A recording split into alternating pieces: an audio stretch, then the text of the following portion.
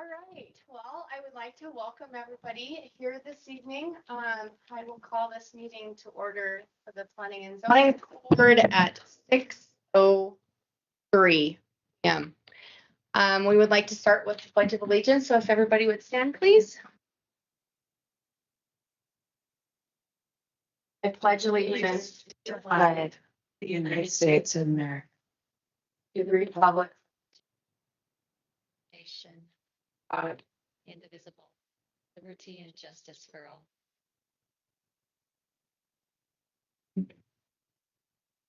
All right, we'll move on with roll call. Chris Lisenik, present. Gudrun Espenscheid, present.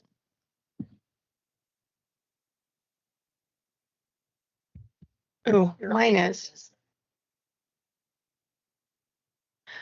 Holly Roberts, present. Tammy Crossan, present. Micah Tan, present. Oh, yeah. Yeah. Want to hear what we have to say? I would like to start out with taking the opportunity to welcome our new or returning board member, Micah Tan, and Chris Lisenik, thankfully, was appointed for another term. So we're excited to have Micah on board with us, and we look forward to it. So moving on, we're going to go over the approval of our minutes. Did everyone get the opportunity to look over the minutes from the last meeting? Any questions, concerns, or corrections? I have to say, I don't remember a lot of that meeting. Oh, well, it was a little while ago. Yeah. Because it was a couple months ago. Yeah.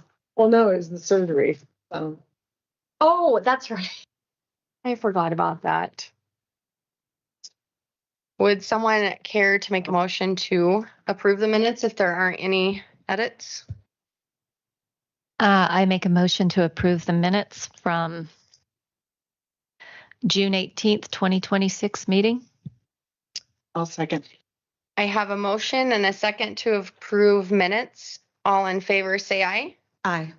Aye. Aye. Opposed? Minutes are approved. Oh, I just had surgery.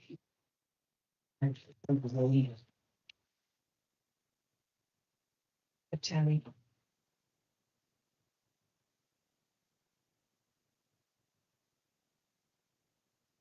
All right, so moving on to new business. Our first line of new business is Paul and Julia Cook variance and conditional use permit request located at 357 West Lake 23-186 in the Shelter Park subdivision. Haley, would you like to start? Why don't you come over here? Right here. That's the portion.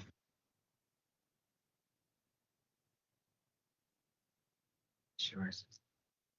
All right, good evening. To get started with this application, this is a variance and a conditional use application. The variance is requesting to permit a guest house on a 1.1 acre parcel when a guest house is allowed on a 2 acre parcel, and to allow a conditional use permit for the rental of a guest house. I will say there's been a little bit of back and forth about our regulations related to this application and just the existing zoning of this lot and where this actually falls with zoning. So we can go ahead and we'll go through that. But this originally was supposed to be presented to you at the July 16th Planning and Zoning meeting. And unfortunately, there was a mistake with the newspaper and it did not include the full publication. So we went ahead and added it to this agenda. And I feel like there's just, this one's been, it has taken a little bit of time to get this in front of you. But the property is located.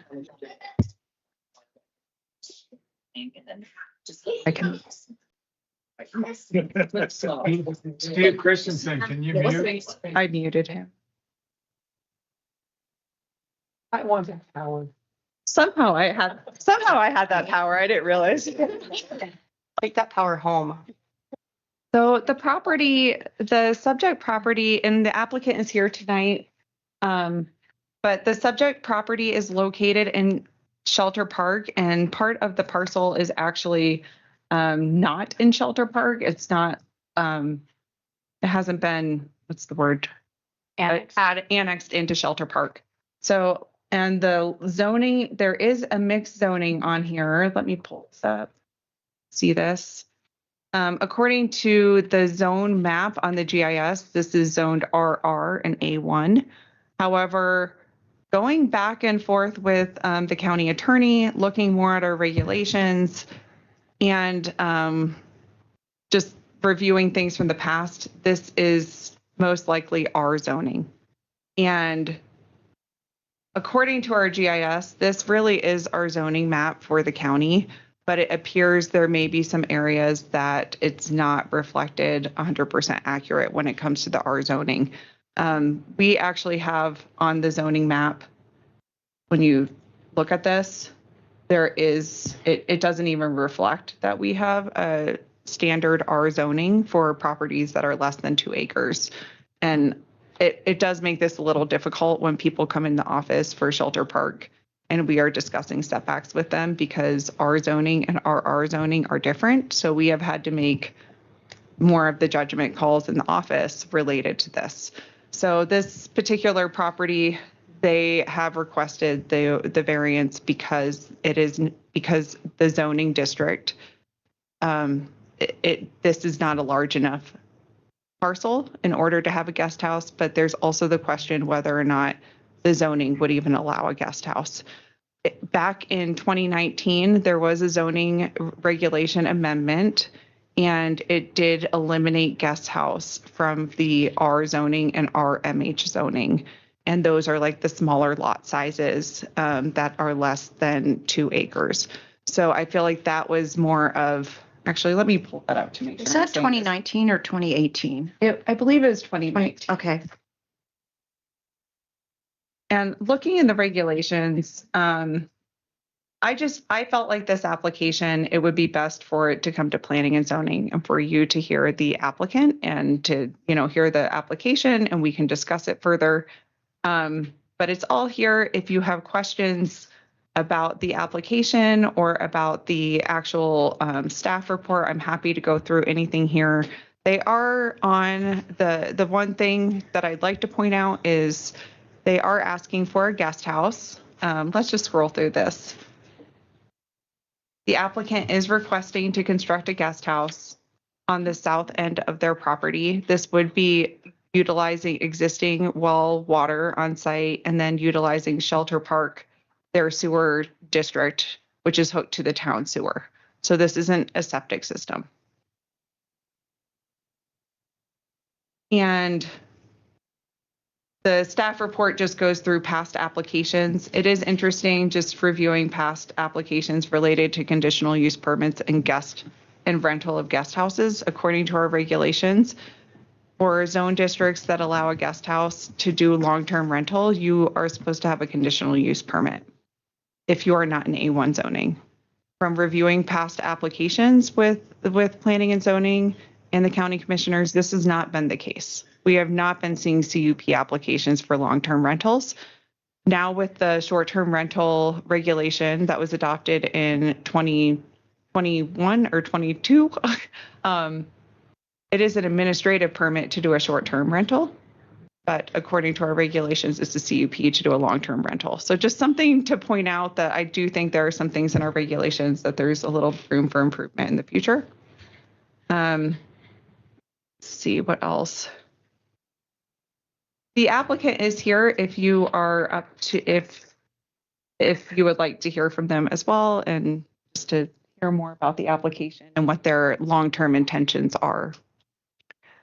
Okay, do we have any questions for Haley first before we speak with the applicant? I'll just throw in one comment real quick, which is, is this working at all? I don't. Doesn't sound like it. It says it's on, but it's not. I think there's a volume somewhere. Sure.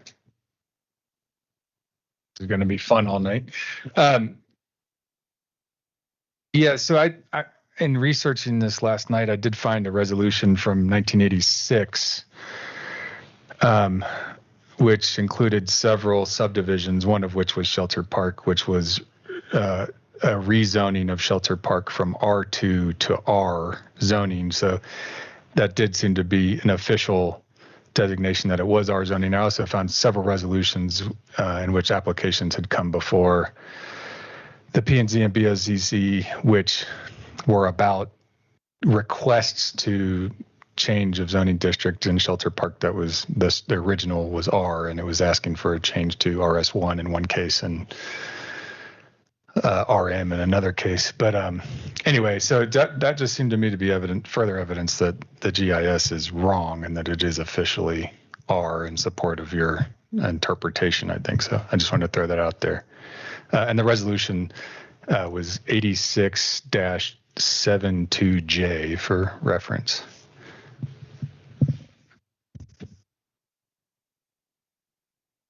Anybody else have any questions or comments? Thanks for that. I have a question. So it's the guest house is not going to be over 1,200 square foot, it looked like when I read through it. And then it sounded like they may either rent that or rent the main house. That could be either way. Yes, and if you want, Okay. yes, and the intention was that it would only be for a long-term rental, Okay. no short-term rentals. Okay.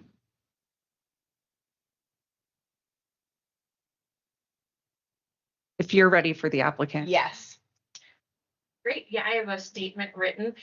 And would you like me to handle first the variance request? We talk about that and then the CUP after, or I can present about both, one after the other.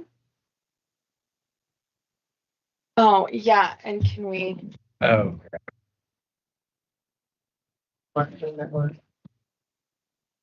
Okay. All right. And then, okay.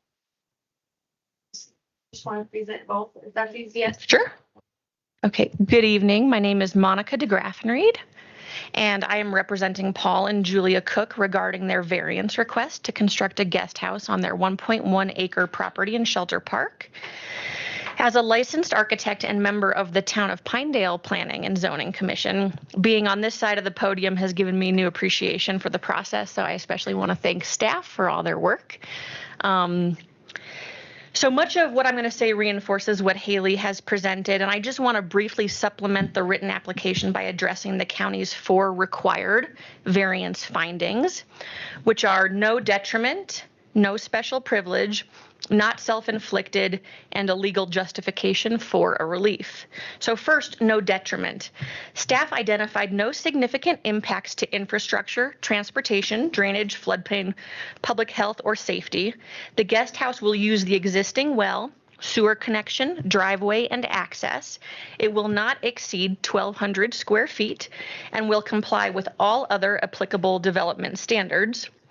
Number 2, no special privilege. Approval would be based on objective conditions of this property and would not give every undersized parcel an automatic right to construct a guest house. Any future applicant would still have to satisfy the same 4 variance findings. Third, this is not self-inflicted. Paul and Julia purchased this 1.1 acre property in 2016 when the county required only 1 acre for a guest house, and the property complied when they purchased it. They did not divide or reduce the parcel. The county increased the minimum to 2 acres in 2019. And number 4, there are exceptional site circumstances which provide a legal justification for relief. Scott at the county explained to me today that the primary concern behind the 2019 increase from 1 to 2 acres was whether a smaller property could support a second septic system. And that concern does not apply because the property is connected to the Shelter Park sewer system. Our lot is also substantially larger than the surrounding lots in Shelter Park, which generally range from 0.17 to 0.5 acres. We are less than 1,000 feet from the town boundary, and in its development pattern and infrastructure, it functions as a town-adjacent residential property rather than a typical rural county parcel, which, you know, a 2-acre parcel. So in closing, there is no identified detriment. Approval is based on objective conditions rather than special privilege. The need for relief was not self-inflicted, and exceptional site circumstances legally justify the variance. And for those reasons, we respectfully request that you recommend approval of the variance. So that's for the variance. And so now separately, I want to address the conditional use permit. The variance determines whether the guest house may be built. The CUP determines whether one of the 2 residences may be rented long term. First, the CUP demonstrates a demonstrated community need. Our community has a well-established shortage of long-term housing. Paul and Julia intend to give preference to essential service and professional workers, including teachers, healthcare workers, and town or county employees. Second, the location is appropriate. The property is less than 1,000 feet from Pinedale town limits, close to employment and essential services, and within an established residential neighborhood. It will use the existing well, sewer connection, driveway, and access. Third, the use is compatible with the neighborhood. This remains residential use by one long-term rental household, not commercial lodging, multifamily, or short-term rental. And number 4, enforceable conditions protect the neighborhood. Only one residence may be rented at a time, while the other remains owner occupied. The 2 residences may never both be rented, and neither may be used for a short-term rental. The Cooks accept those conditions. The CUP would provide one additional long-term home without requiring new public infrastructure or changing the residential character of Shelter Park. It therefore supports the required findings that the use is appropriate for its location and will not harm public health, safety, welfare, or neighboring properties. And for those reasons, we respectfully request that you recommend approval of the conditional use permit. Thank you. Thank you. Yes. Do you have any questions for the applicant? Yes, I have here.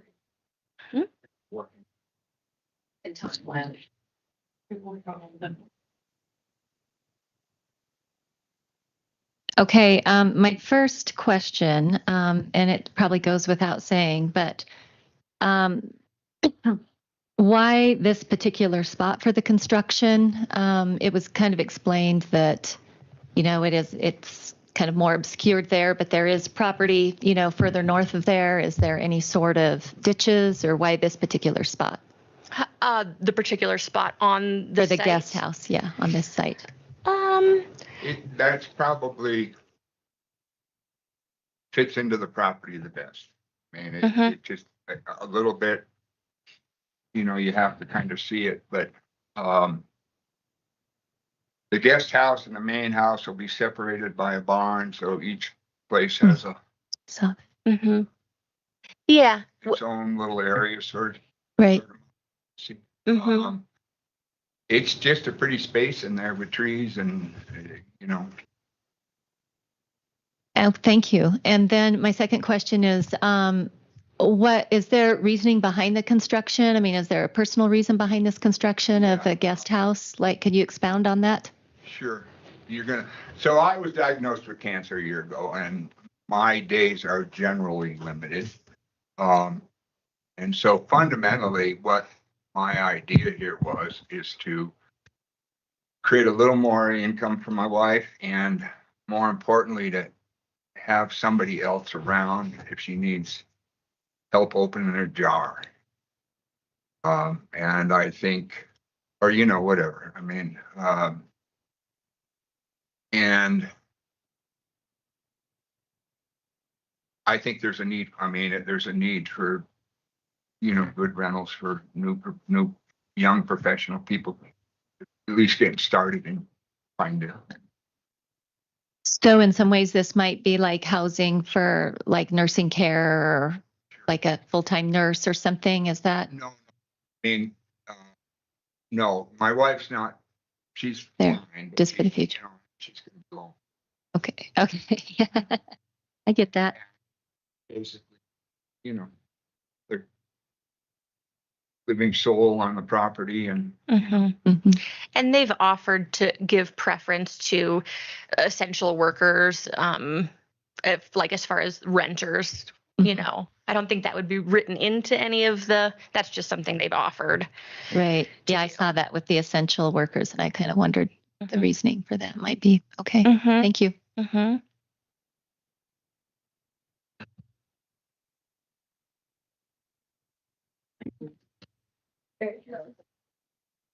I need to enter my, sorry, too. Thank you. Did I just turn it off? No. I'm so sorry to hear about your health. And it's really kind that you're looking out for your wife. well, some days are better. I understand that. I do. I have a husband. Trust me. I'm wondering, is there any HOA? Because I didn't see any CCNRs or anything like that. Okay. Not that we're aware of. Okay. I don't think there are. An HOA for the sewer system every year that we pay in dollars Okay. a year, I think is what it is. Mm-hmm. But that's the only HOA that I know of. Okay. Because I looked and I didn't see anything. That's why I'm asking. But okay. The service improvement. That's what it is. But if that's the case, it's taxable. It'd be taxable if it was a special district, right? Is that tax? I mean, in this instance, I don't think it matters, but I'm assuming that you'd be taxed upon that if it's a special district, right? Okay. That was the only question I had. Micah, do you have any questions or comments? Just to confirm, if there is sort of an HOA for the sewer system, but usually some HOAs usually have some sort of rundown of what they, Like architectural requirements that or just review. little, you can't have goats or things like that, chickens, just things like that. So I'm just wondering, because in town, well, this is not it's right outside of town, but yeah, is there any way to find that out so that I don't think there are. We're not aware of any, You can look on our taxes. It's on our taxes every year. okay. Yeah. I also checked. Okay. This is not actually a subdivision. It's a map of survey. It was recorded in 1939. And so there are no there's no covenants or anything else tied to it. Okay. And it is a service and improvement district, as Mr. Cynic noted. I can't think of anything else right now.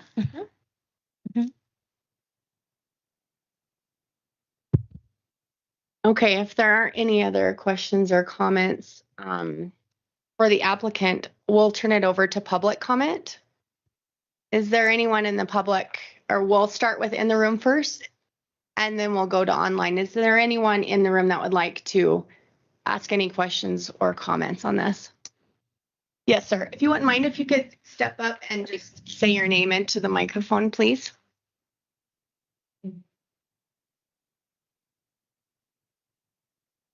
My name is Mike Ernster. I'm at 335 Westlake Road, a couple spots down from Paul and Julia's.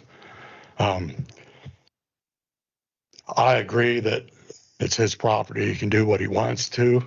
If he wants to rent the house out, that's one thing. But when you're, let him have a long-term guest house, is what he says. It's 1,200 square foot. It's not a guest house. It's a real house. And I know that the young lady says that they agreed to do this, not, be able to rent them both out at the same time. But who's going to stop them from doing this once it's approved? And I don't think that we ought to be changing.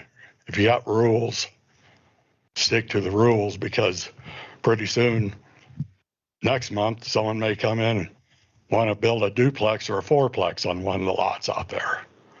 You know, I'm sure they're going to have troubles with that, but I just don't think that, you know, if he's going to have a guest house, I'd like to have one too. So then you're going to open a can of worms up. And I feel sorry for you, Paul, for, you know, your health conditions and stuff. So, Okay. so that's all I've got to say. Here, got my stuff all on top of it.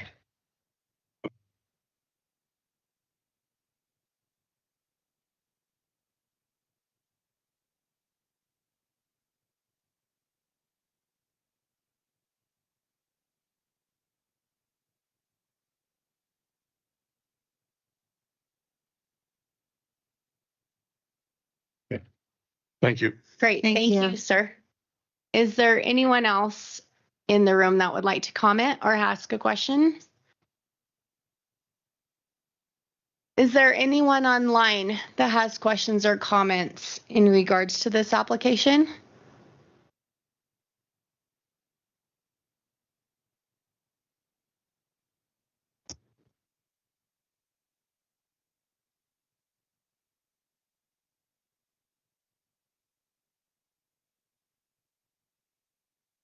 Okay.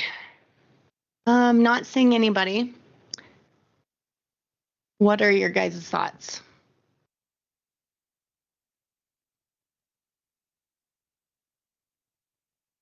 Well, okay, Haley, again, just to go over it one more time. What was the reasoning in 2019 for the expansion from the 1 acre lot to the 2 acre lot for possible guest houses in the chapter 3, section 4?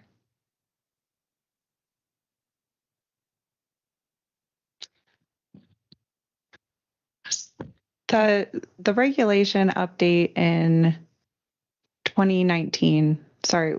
Yeah. You said, okay, sorry. I thought Yep. I just heard 2019. 2004 for some reason. I'm like, wait, what? In 2019, it was to reduce to reduce the minimum acreage for guest houses from 1 acre up to 2 acre. And this was discussion, so it's not reflected in the actual regulation that was adopted. But one of the discussion points was that sewer and septic systems do not adequately fit on sites that are less than 2 acres. And this is something we run into with the county a lot. So I do think it is an issue, and there is a minimum site size for septic systems of 1 acre, but you should have a replacement leach field location that's available on your site. So like whenever a subdivision is approved, there needs to be room for an additional leach field for when the first one potentially fails. So that was one main reason, was because of septic.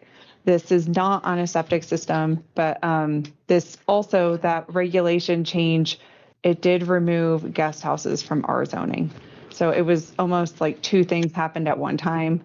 But that was part of the discussion. Okay, thank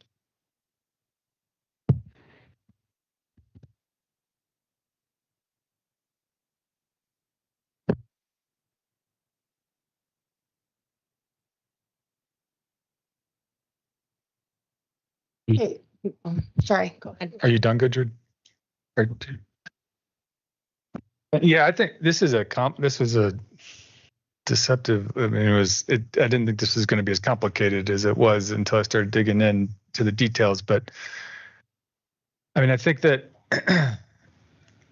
to me, I think it would be very difficult to approve the variance in CUP based on the facts that are in front of us, that it's R zoning, that it is under 2 acres. And I think that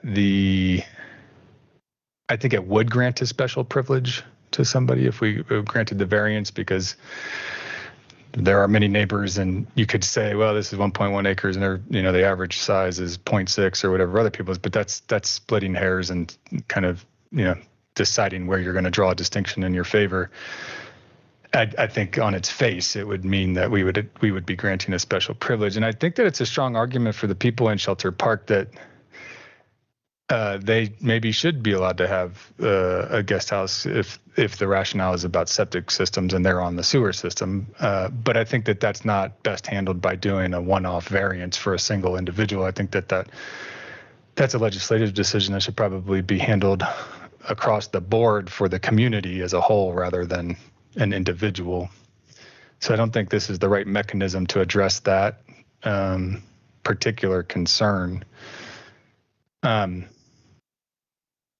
So yeah, I mean, that's kind of the gist of where I'm at with this, is that I just, the regulation, we would be going against the regulations.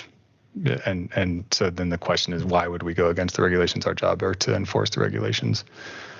So that's my thinking on this.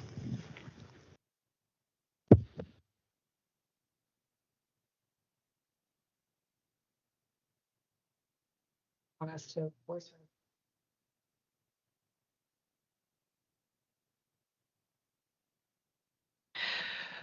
So when I looked at this a couple days ago, I came to a similar conclusion and talked to Clayton about this too, because our job is to enforce the regs, and that's kind of my opinion. I was trying to find a way out of it, but for you, because I understand your situation, but that's kind of where I'm at. I was even thinking we could put conditions on it, but they're not enforceable. Anybody else? You're fine. Yeah. So, I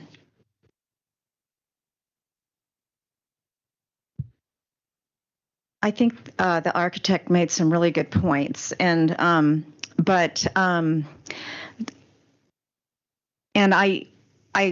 feel like if the rezoning, I mean the change in 2019 was simply about septics, but also the to quit for the rentals too in the R zoning. But there's an argument there that then, like Chris said, the whole of Shelter Park has a case there. Because if they're using town sewage and everything, then it kind of, but then you still got the cup issue regardless. It does really bother me that this was changed in 2019. They bought the house in 2016.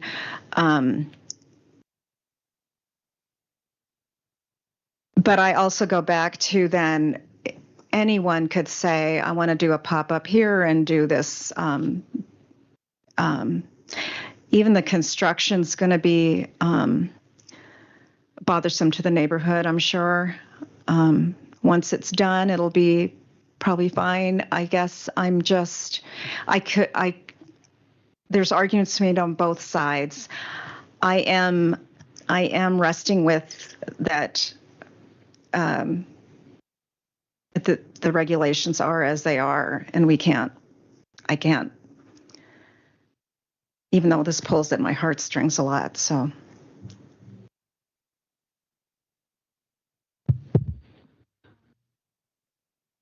Sure.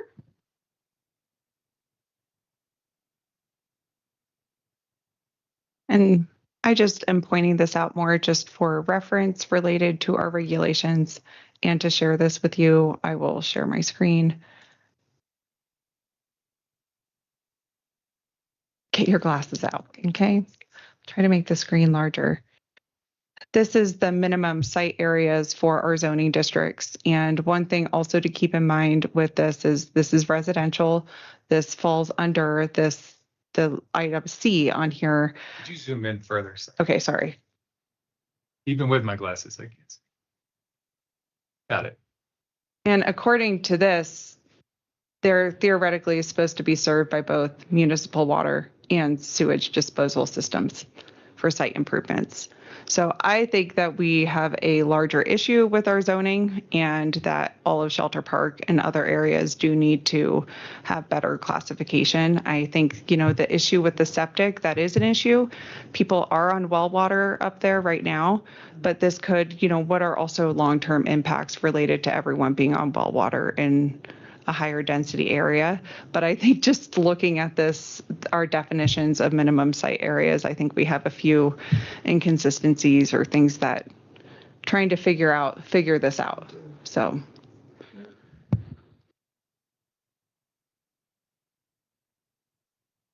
I have heard this for a number of years with Shelter Park. It just depends where you're at too, to whether you have sewer access. And I heard that was quite the ordeal a couple decades ago, because a lot of folks didn't want to give up their wells and be on city water. So I do agree, but I guess we can address this when we do the regulations. This gentleman. Right, correct. I understand that. Yeah.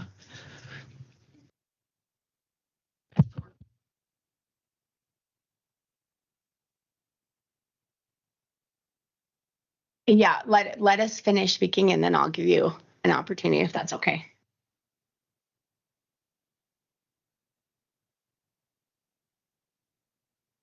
So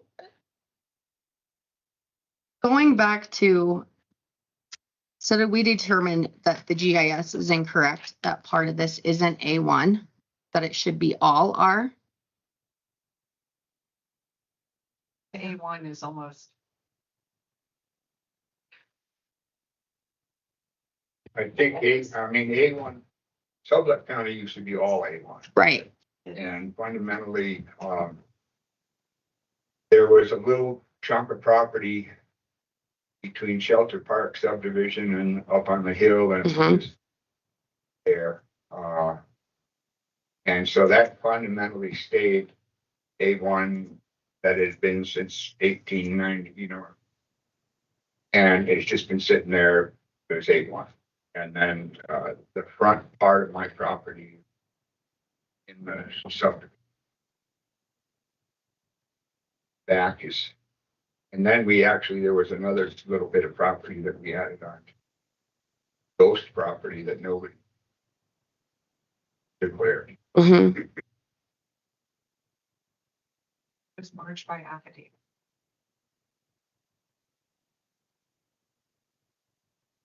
Are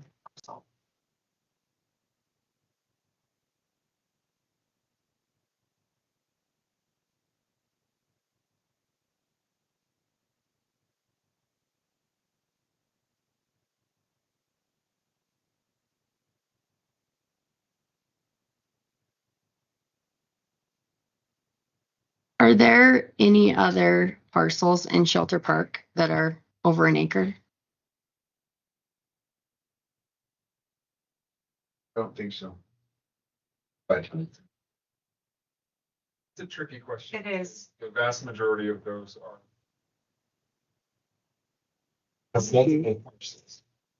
Right. It is tricky because there are several properties where they've merged for tax purposes or they have built over the lot lines. But I would say generally this one is it's fairly unique compared to other shelter lots. The ones that they've built over lot lines, that would be, the other Right. at this point, but most of the appear this way too because of merging for tax purposes.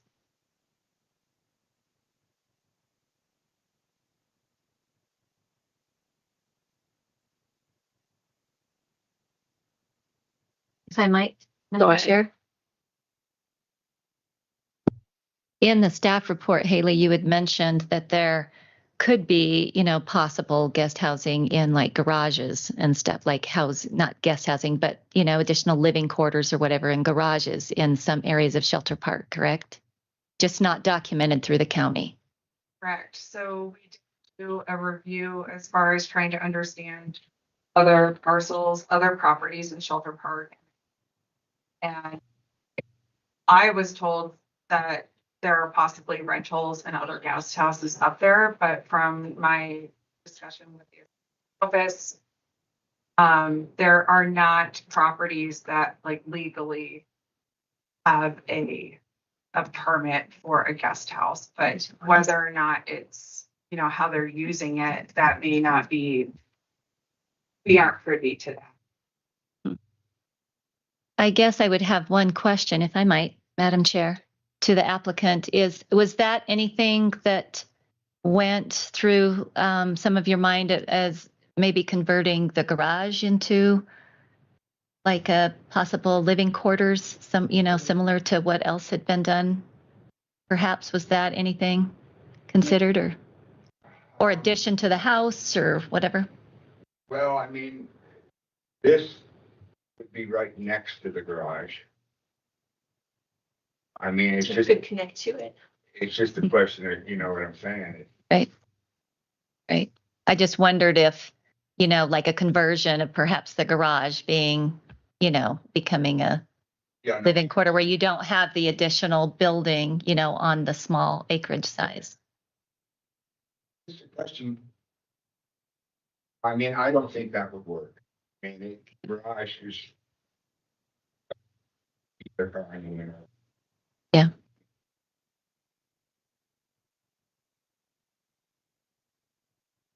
Yeah, Because one of our criteria is creativity in your CUP application. If you've thought of some creative ways to maybe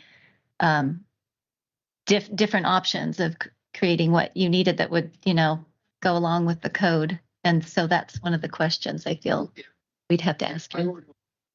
Is that legal? No, it's still not. It's considered it's the same thing. That would still not be legal. Similarly, if we attached it to the garage or established it it would. within the garage, it's still. Yeah, it still would not be legal. Okay, thank you very much for that.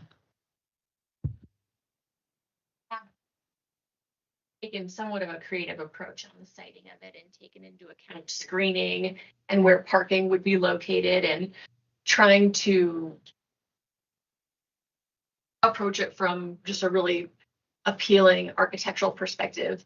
It's in our application, but the density that we're proposing for the site, if you look at the site area versus proposed footprints, is still far less than I believe any other of the adjacent like 10 properties I sampled. They all have higher density than what we're even proposing here. This lot is just so unusually large.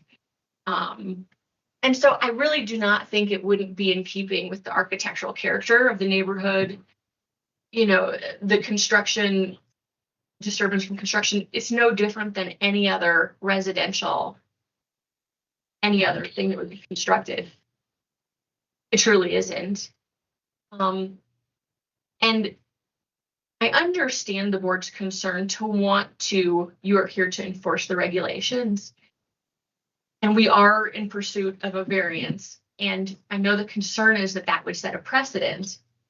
But any other applicants that come forward would still have to meet the 4 requirements for a variance. And I don't know that that would be plausible for, frankly, any other property that is similar to this. Like south of town, I think there may be a couple of properties on Park Avenue that approach this acreage that are on the town sewer. But this is, what we believe satisfying the 4th requirement for legal justification. It's just an extraordinarily unique property. And we don't think that it would establish a precedent necessarily. I mean, others may come forward and apply, but at the end of the day, they still have to satisfy those same 4 requirements. And I don't see that being something easily done by others.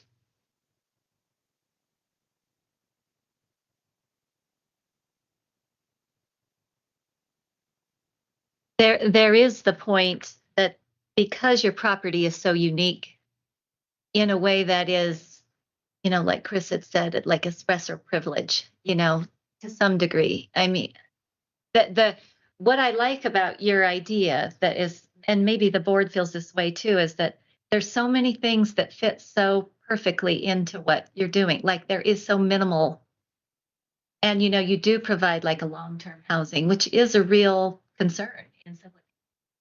And that it's a good point. But the fact that it does go against the regulations we have, and in some way your property is so unique that it does provide kind of a special privilege is something that is, it gives us a little pause.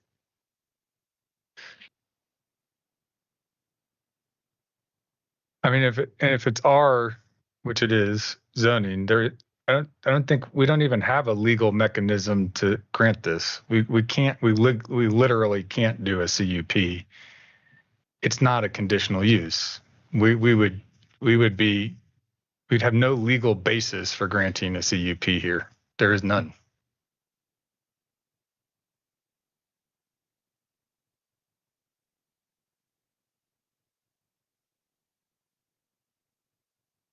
Well, and if we were denied the CUP, I don't know that Paul and Julia would still shy away from building the guest house for family to visit. I will state that they are separate applications, but they may still elect to construct it for family purposes.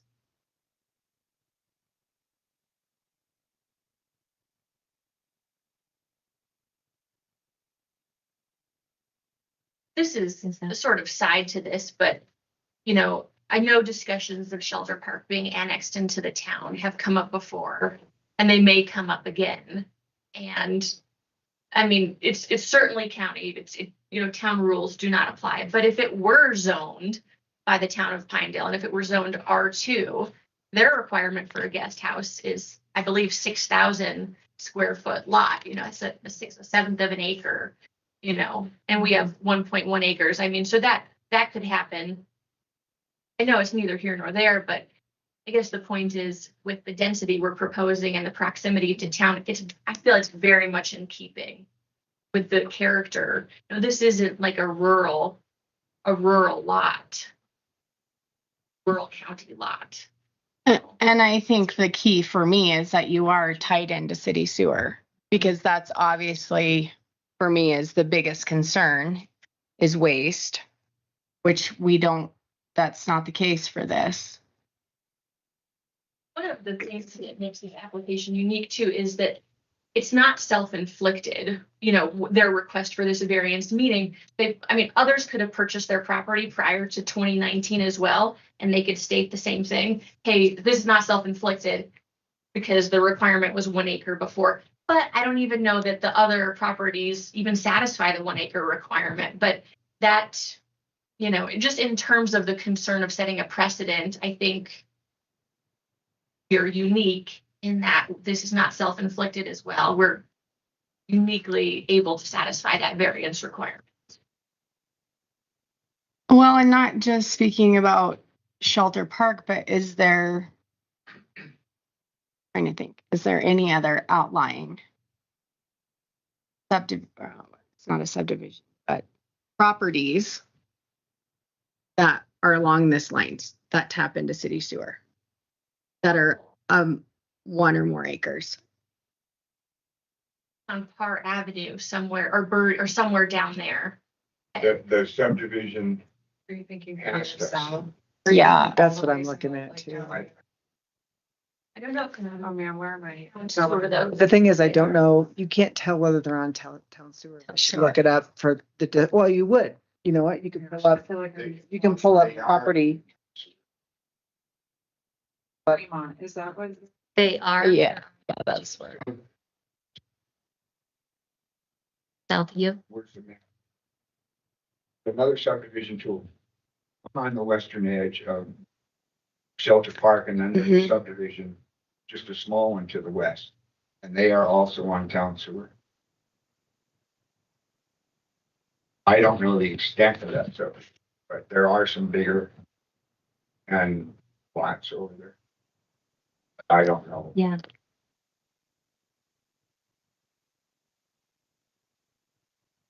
I'm sorry, what was your name again? Monica? Monica. Thank you. Just so Monica, to your point though about like if they build a guest house just for like say family or something, guest houses are also not a permitted or a conditional use in residential either. You mentioned. Yeah, whether they're rented or not, they're not listed as a. The staff interpretation though, based on what zoning category we fell under, if we. In neither R or R6000, they're not allowed. Staff had encouraged us to apply. Yeah, I think and that makes sense. I mean, there's a lot of things about this that I think like are complex, and I think it makes sense that you're here tonight. I'm just based on what I'm seeing. So if it were RR, which it might be what you're pointing to, then a guest house or cabin is a permitted use. Conditional. Not conditional, it's permitted under RR. So, I mean, I don't know where my colleagues up here are at tonight, but like, I think if this is leaning towards a denial, which I suspect it may be, what I would put on the table is something to maybe consider is that we don't deny this application tonight, that you withdraw it. And maybe if you think that it's not if you think it is RR and you want to contest that, then we can do some further level of diligence. Maybe that's the route to go, because a lot rides on whether it's RR or R. What I found seems to indicate it's R, but there might have been things that happened between 1986 and today that say otherwise. I don't know. And just withdrawing the CUP portion of the application. Well, I think both. I would think. Yeah.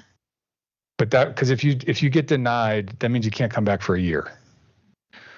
If you withdraw it, you can come back. Yeah. But I just would hate to, if our, I would be making my decision on thinking that this is our zoning. If there's a denial here, is that on town, it's our we suggest to. It's our recommendation. We make recommendations. The Board of County Commissioners make decisions. Yes. If we're denied, we could still proceed. There would be if you get denied tonight, it goes in front of the Board of County Commissioners and they could approve or deny.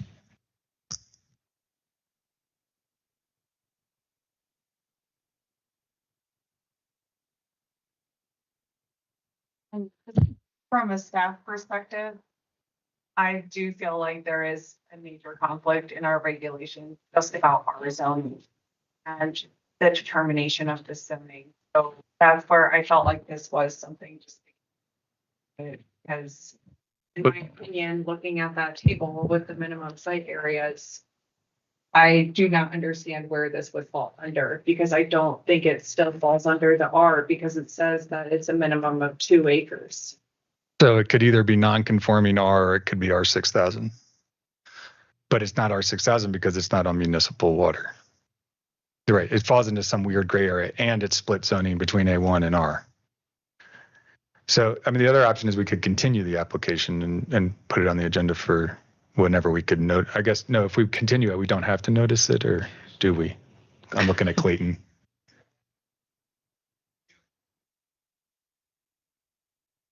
Yeah. I'm just wondering about notice, though. Would it be okay to table it and hear it at the next meeting without noticing it?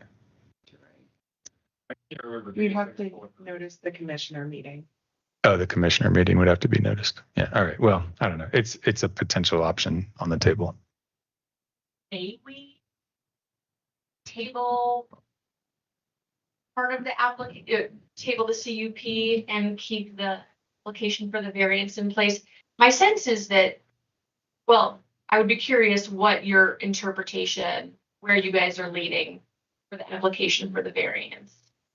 Specifically, it sounds like the CUP might be like a little bit more definitive, but from where I was researching, I felt we had a strong case for the variance based on the 4 conditions required and not setting a precedent necessarily. But that would be the client's decision too, how they want to proceed.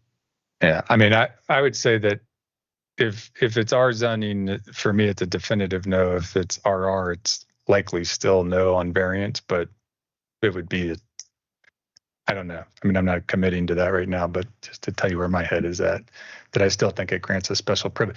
If it's RR, so are other lots in the same area, and I end up in the same place, that it would be granting a special privilege. And if we really think that 1, those are RR, and 2, that the logic around the fact that they're on municipal sewer is a basis to change how we treat Shelter Park, that it should be done systematically and not for an individual applicant.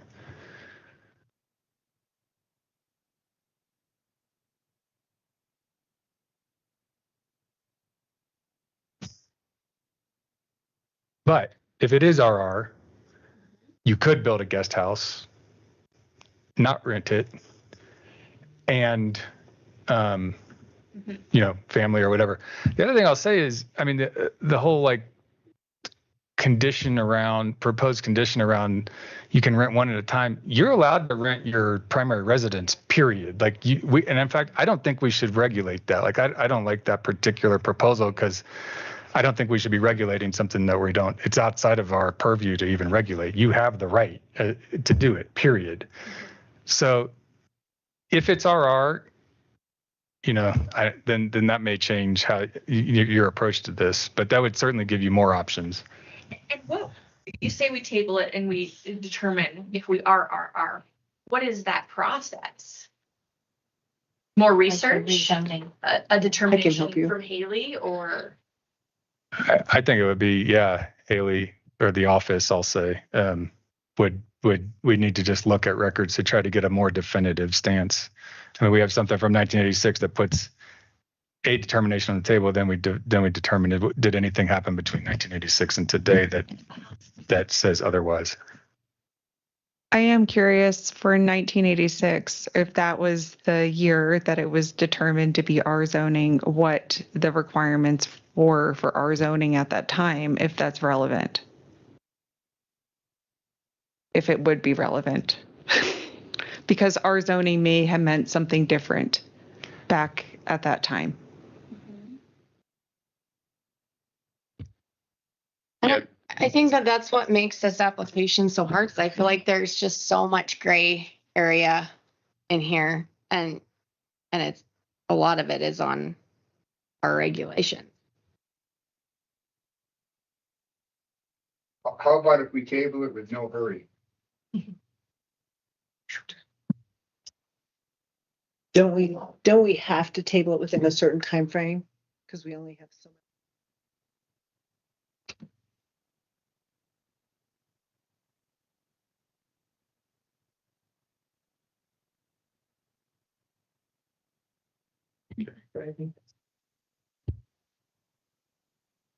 For some reason, I don't know why.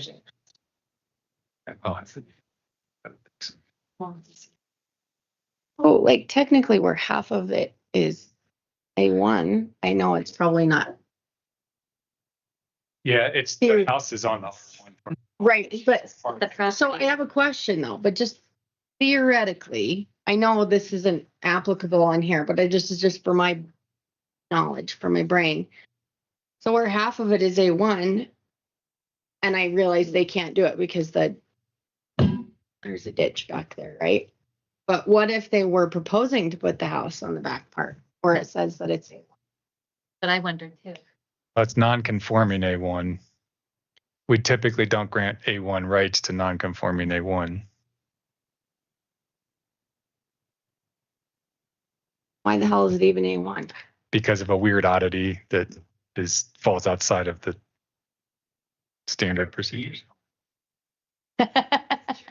Ooh, I like peonies. So, Miss Monica had asked a good question, though, that I think we should answer. She said, what would it take for them if they withdraw and get that rezoned RR? But would it be, it would be a determination, right? Not a rezoning. Is that correct? Would it be a determination or would it go before us to get it rezoned? That's what I. So But it wouldn't qualify. Yeah. It doesn't qualify. So I guess there's two questions for being asked. So it sounds like the question is, what is the zoning? So there could be the question of determination of what is the zoning. The request could be made to Haley to answer an interpretation because that's what the regulations say, that the planning and zoning administrator makes interpretations. Haley could do the research. Upon advice of counsel, she can make the determination.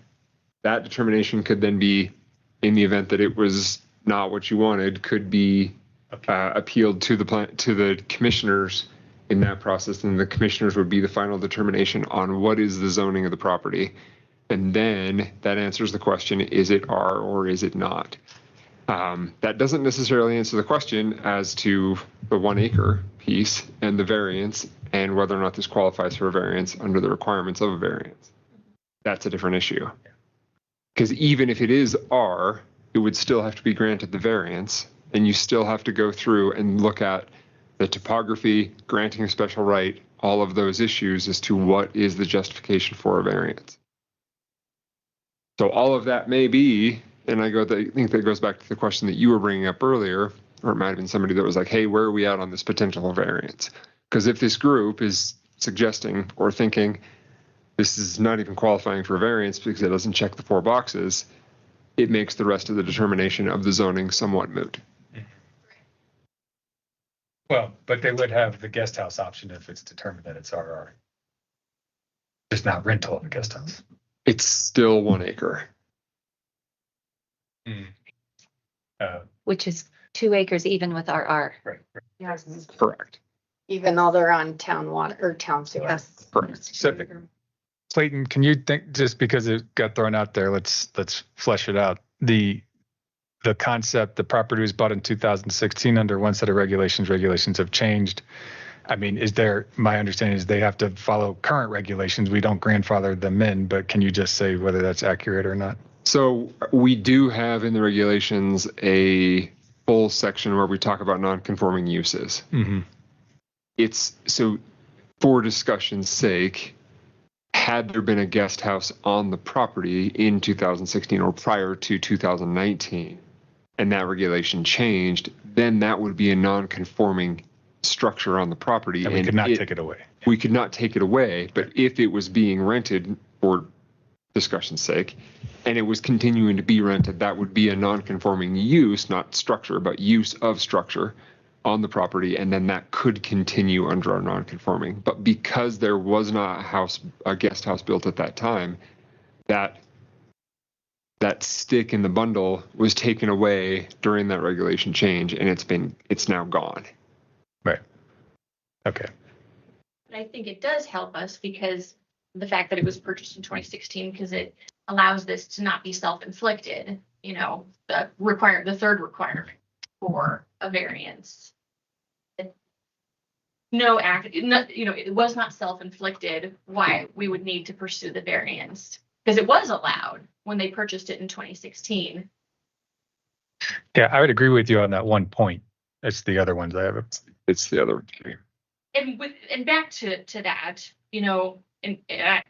the interpretation that because the site is so unique that would grant special privilege. I don't know that can you say that just based on the objective conditions of the property, that associates it with special privilege? Or I thought special privilege had more to do with Paul and Julia are excellent stewards of community. Let's give a special privilege to them, which we are not citing. Is that a question? Who's that a question for?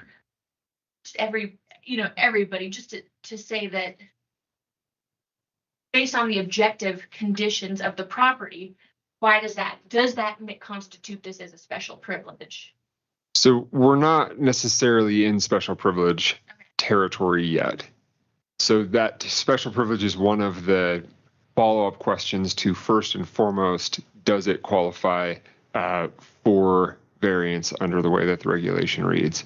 So as the regulation reads for variances, the authority to grant variances is intended to resolve non-self-inflicted, so that's part of the conversation, practical difficulties or physical hardships resulting from the size, shape, or dimensions of a site. So we're not talking about that, because right now there is the ability to use the site, and it is being used for residential purposes in that space. Yeah. So for discussion's sake, when we're talking about shape, dimensions of a site, topographical or physical conditions, that can address things such as setbacks, other things like that, that can be addressed through that variance process. Variance is not necessarily appropriate. I want to remove that word necessarily. A variance is not appropriate to address the size of a lot. And the regulation specifically says you cannot have a guest house on a parcel that is smaller than 2 acres. So you can't, because you can't upsize through the variance process. Right.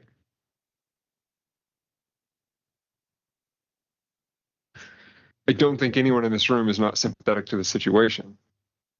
And I'm hearing that everyone on this board, if they could, would probably say yes, but they have their rules. Are you saying that a variance is not the appropriate, requesting a guest house through the variance process is not even possible? That is what I'm saying. Because you can't change the size of the lot. Or parcel, sorry, I'm using the word lot. Should have been used for parcel. I can understand, Monica, how that could have come up, though. That it seems like it would be the way to go. I do understand that this is a very complex situation, and I didn't realize how complex until I talked to Clayton a couple days ago. So.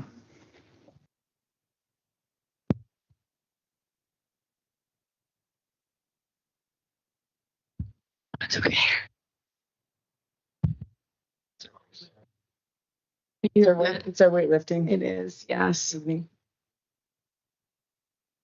So these are the kind of applications that I really struggle with the most, because I would love, I understand it, I get it, it makes sense to me, but unfortunately we do have regulations that we have to follow, and this is the hardest part of this job, I feel like, is when you see an application, you get it, it makes sense.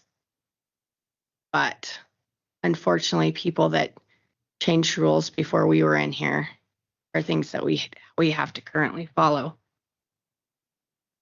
So with that being said, I feel like we do need to progress with this.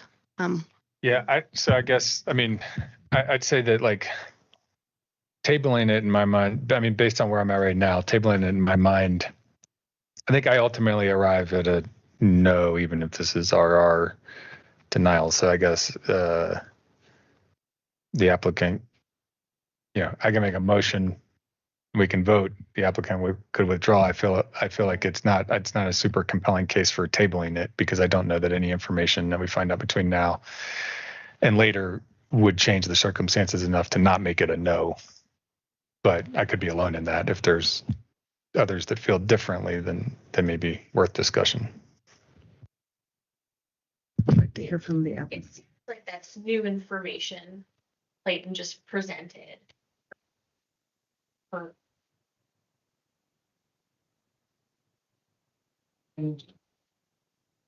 So I don't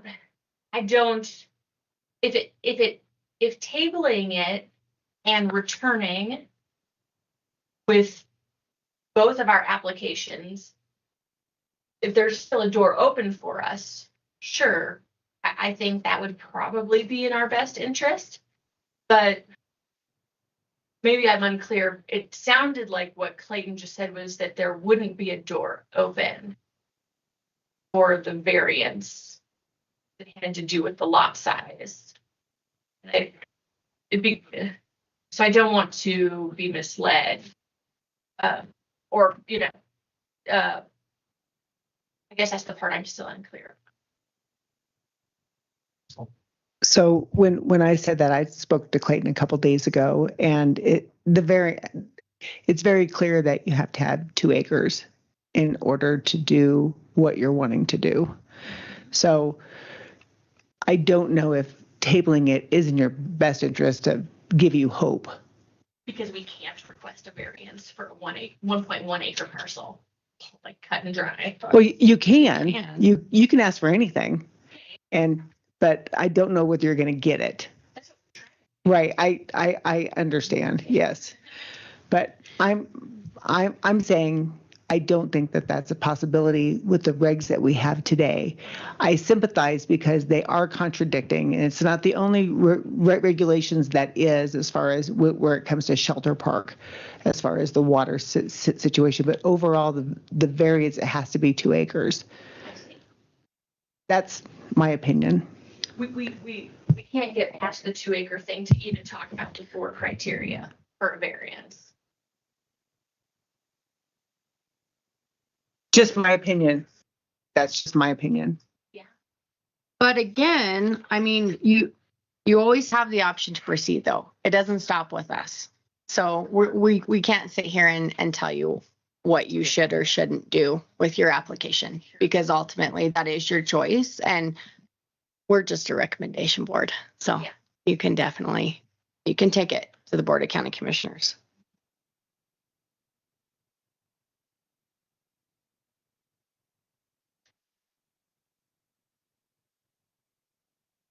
Yeah. Can I just mention? I did want to note too that I did some historic research about variances related to guest houses. This is in the staff report. There was a variance that, and I cannot recall the year, and I did talk to Clayton about this one too, but there was a variance that was approved for a parcel that's about 43 acres. It qualifies for a primary house and 1 guest house, and they granted a variance to allow a second guest house on the parcel. And even though it did not meet the requirement, that was not recommended by planning and zoning. It was approved by county commissioners at the time. There's been another variance related to allowing a guest house to exceed 1,200 square feet. That was not approved. And then another minor subdivision where the condition of the minor subdivision was that the parcels, this just could not have guest houses as part of the minor subdivision. But those were really the main ones that stood out to me from doing research over the past, 10, 15 years. So It was 99. was it? Okay, I did not. Okay, I went back further than 10 years then. Mr. Bailey, do you have a comment? Yeah. Can- One variance. Oh, here. Dan, can you step up here? Sorry. Dan Bailey. On that one that was a variance there that you talk about, I'm familiar with that property. And that property now is three short-term rentals on it, or it's some of them are short-term rentals on there. Maybe not all 3 yet, but it has that possibility. So when you do a variance like that, that it can end up kind of drifting to something else other than it's proposed right now. You're saying it can't be 3? It is not eligible to be 3 short-term rentals because the variance indicated that the third home could only be used for employee housing. Got it. All right. Thank you.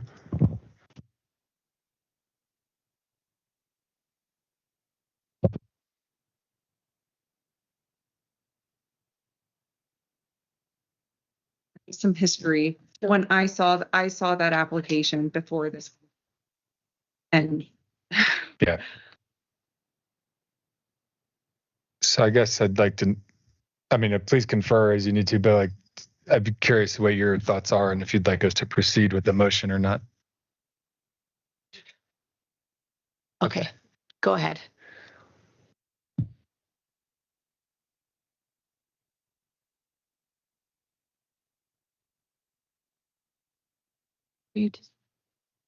Sure. So we're just gonna take a brief break and give you guys a few minutes to visit.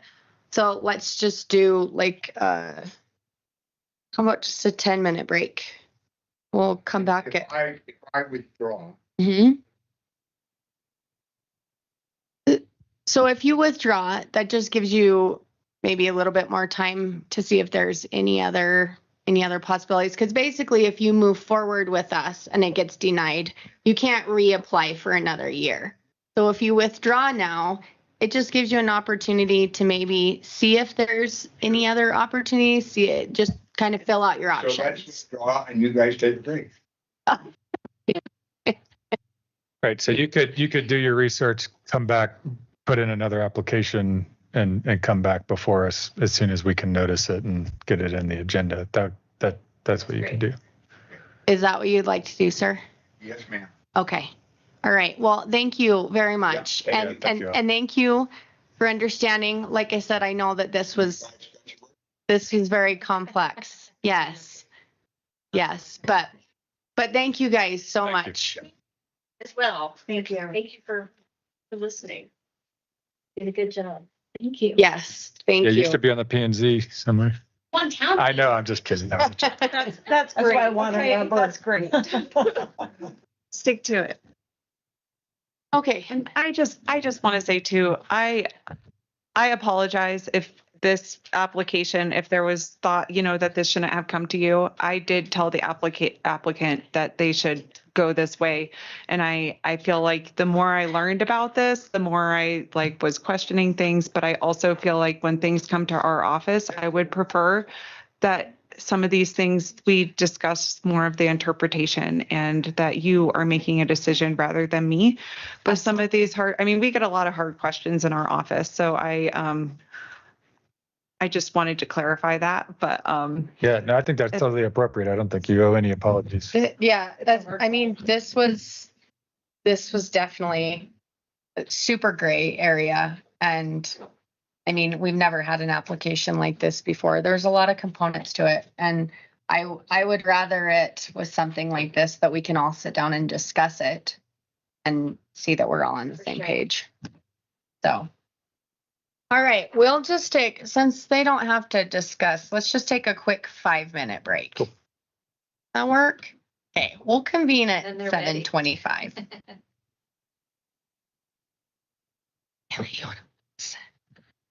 I don't want to push buttons.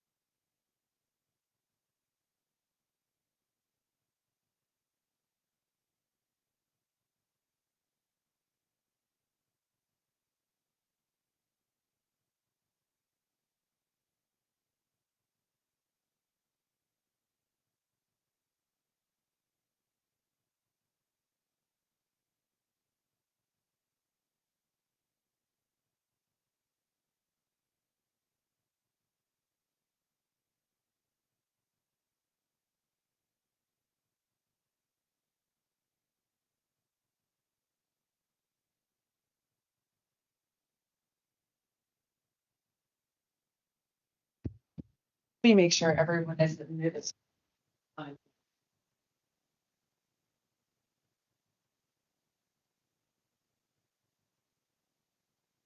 All right.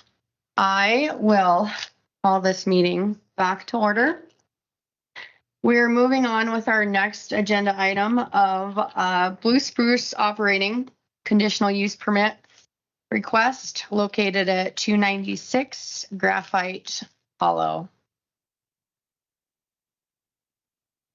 Want to give us your spiel? Yeah, give me a second to just pull up my screen here. All right.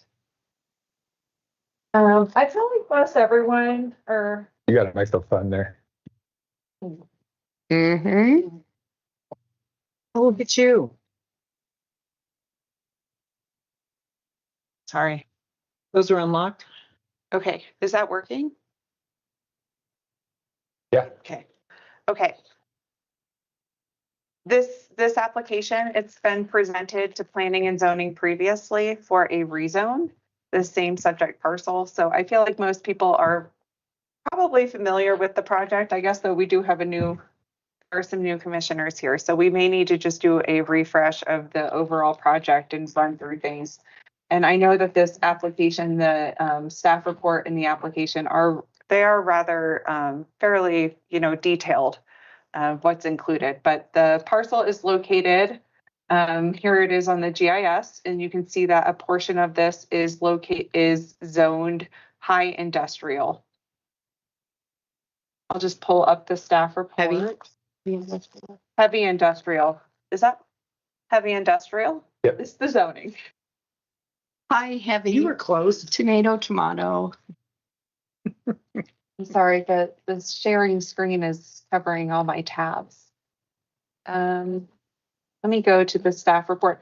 We also updated our conditional use application. So you may have noticed when you've been reviewing the application packet, the format is slightly different than it's been in the past. And it's just because we just started this new application. So just thought I would mention that to you. Are you liking the new one? Does it seem like it flows better? It looked good to me, but I think we had to work through some of the kinks, but I feel like the applicant, they did a wonderful job. We did the pre-application meeting. They did a great job filling it out. And I think just trying to make sure all the information is included. And it helps to have all the information there to develop a good staff report and make it so we don't have to go back and forth as much with the application. So just for some zoning history, this was rezoned in June 2025. There were 2 conditions with the rezone, which are included in the application packet, and that it does need to meet the tied to the project that was presented with the rezone, and it does meet the requirement of the rezone. This project, this conditional use permit that's presented today is related to the height. And the applicant is proposing that 28 of the stacks that are included with the structures will exceed the 50-foot height limit within the high industrial zone district. The range of heights are from 50 feet up to 192 feet in height.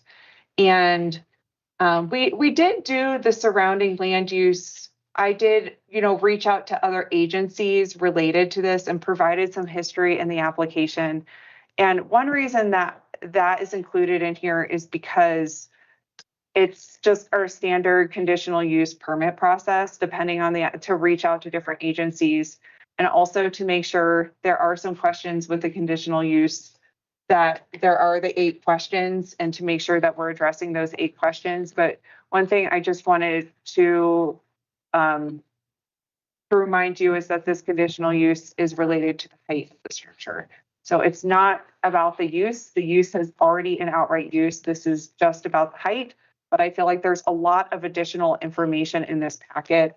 And some of the things that came up, which I talked with the applicant, it was more just discussion points and items that came up, and perhaps things that with the rezoning, I wasn't here at the time of the rezoning, and I feel like some of the board members weren't. So it's more discussion items for our discussion, and not necessarily things that maybe need, you guys, I'm sure will have other comments on this as well, but just to make sure that we are touching on all the different items. But that's why towards the end of the report, or the agency feedback, I tried to provide a little more information in here about the ISD process and where they are with the other permitting, because this project, they've done extensive permit reviews with other agencies and which have already been approved. So, but going on to some of the discussion, I think the main things from the outcome of some of the agency feedback related to making sure that the conditional use permit could be, that the time frame is reasonable for the applicant. Right now, it needs to be substantially completed within a year. That was something that came up. As far as what happens if the height varies as they get deeper into the design phases of the project, how do we handle that so that this does not need to come back to planning and zoning if there are like minor modifications to the application? There were some questions about road maintenance or just coordinating with road and bridge during construction. And then we also had an additional conversation with the fire department, and Mark, the deputy chief, is here tonight as well to speak on behalf of the fire department, and the applicant is here too if you would like to hear from them. That's all that I have. Thank you. That's all. Thanks. Super. Thanks, Haley. All right, let's start. We'll hear from the applicant, if you would, please. And if you guys want to come up here. Yeah, if you guys want to sit here. All right, we will take you up on that Your offer. big binder.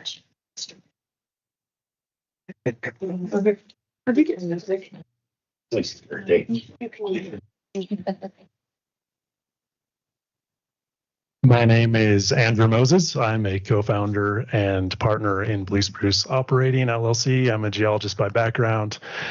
As Haley mentioned, we have undergone an extensive multi-year, it's been over 2 years at this point, permitting, environmental safety review process. All of our approvals have been met so far. She also obviously mentioned the rezone.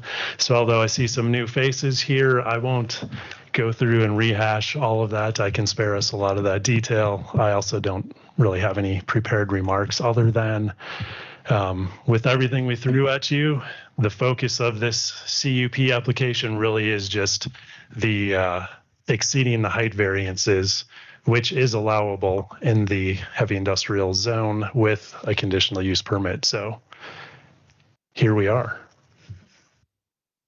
I've got Mr. Eric Saki from Rio Verde Engineering with me. Collectively, we're here to answer any questions you may have. Anybody want to start with questions? I got some questions. Which were you going to go, Tammy? Go ahead. This might just help us kind of give you a framing to walk us through what's happened since we last talked. So, in 2025, when you came before us in the Board of County Commissioners, at that time, we were told that we knew that this was coming, but it was framed as being like 4 or 5 structures and something as high as 150 feet at the time.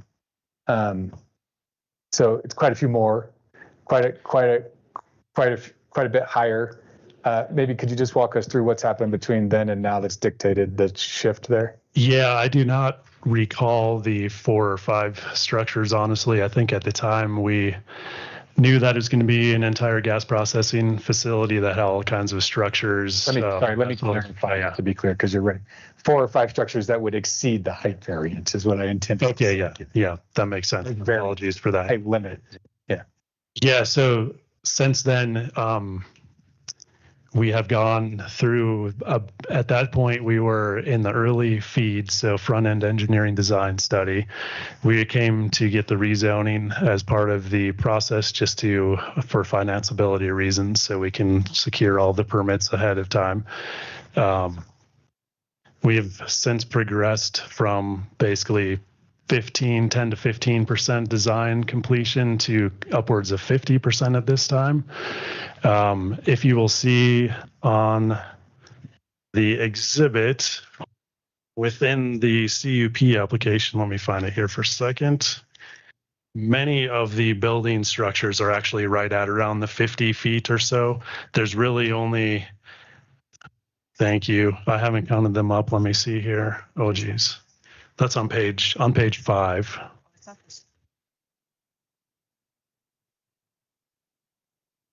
So 3, 7, 9, 11. So yeah, to your point, there are now 11 structures that are significantly greater than the 50-foot limit, and those are all essentially just the required equipment. We would love to have smaller structures out there, but that's what's required to safely and efficiently conduct our operations. So is the shift have to do with, I guess I'm just curious, does it have to do with change of operations, change of scope, change of scale, or is it just that was your best guess at the time and you were wrong and it's actually? Yep, it's the best guess at the time versus now being progressed to the 50% design phase and actually having gone out to the contractors and equipment and vessels and structure suppliers and gotten the actual specs that are required for our unique gas stream and the volumes at which we plan to separate helium and methane from the gas stream.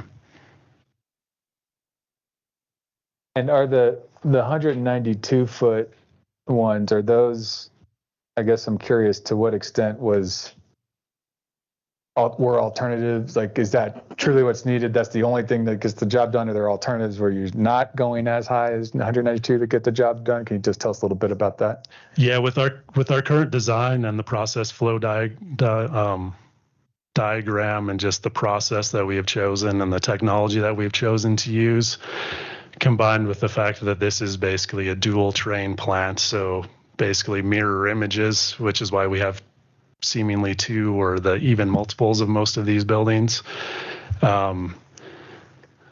Combined with the technology provider and industrial supplier that we are going to use, I believe I can say their name, it's public, but we elected to use Honeywell UOP, so it's a very reputable company in this space. They've done this a lot in many other plants, and it's what they recommended after looking at our specs and our process design. So to answer your question, that's informative. I'm not sure it answered the question though. So this is what we need to use. Everything on this list is what we need to do our process safely and efficiently. Okay, so there are no alternatives that are shorter. Correct. This is the list of what we need. Okay. In the photo simulation you provided, you mark on there not 100% accurate. I'm just curious if that could be interpreted in lots of ways. Is the scale accurate, or what's not accurate about the? So if we look at the other photo simulations, whatever page that's on. Your application, maybe? Yeah, so there's the photo simulation. To answer that question specifically, what's not accurate is those 2 tallest structures are not in their exact positions. So this is not a true photo simulation. This is me taking the actual 3D model, which is also somewhere in the CUP application, and putting that into ChatGPT and basically saying, turn this 3D model that's kind of plastic looking and put it in the background and colorize the buildings such that it looks like an industrial gas facility. So that's what I mean in terms of it not being 100% accurate, but it gives a broad general idea of what the facility will look like. And again, we addressed this in the rezoning application, but it's conformable to the surrounding land use. The colors of our buildings will be, although not explicitly under BLM's jurisdiction, we will lean on that BLM environmental assessment process and paint our buildings to the extent possible some of their preferred colors: sage green, desert tan. I can't remember the names of the paint colors specifically, but we will do our best to blend into the surrounding area and conforming land use with all of the existing oil and gas infrastructure in the area. So are those roughly, is the scale roughly correct, or even on the plasticky one that you're referring to, is it, or? That is correct. Yes, the 3D model. Okay. That's from the actual design software. Okay. Yeah. Could you talk a little bit about lighting on the towers, what that looks like, what's required, or what your intentions are?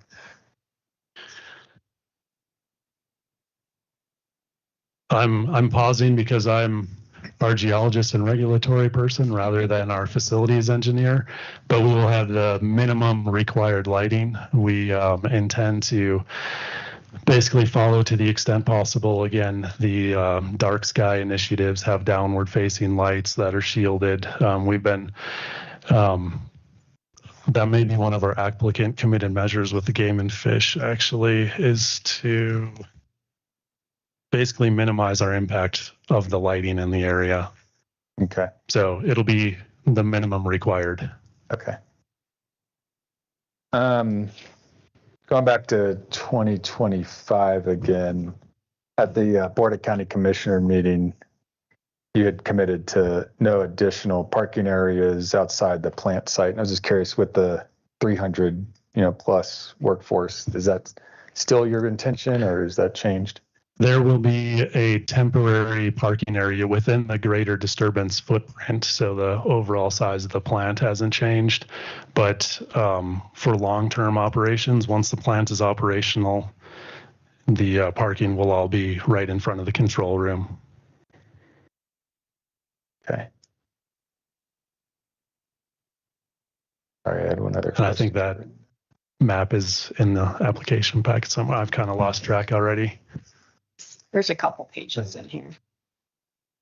Oh, I guess the 20% variance that you asked for in there. Can you just tell us a little bit more about that? Like, how that just seems, it seems like a really large variance. Like, do you not know that you're going to? Well, yeah, that's a fair question. That comes down to the fact that we're at about 50% design phase heading into final design.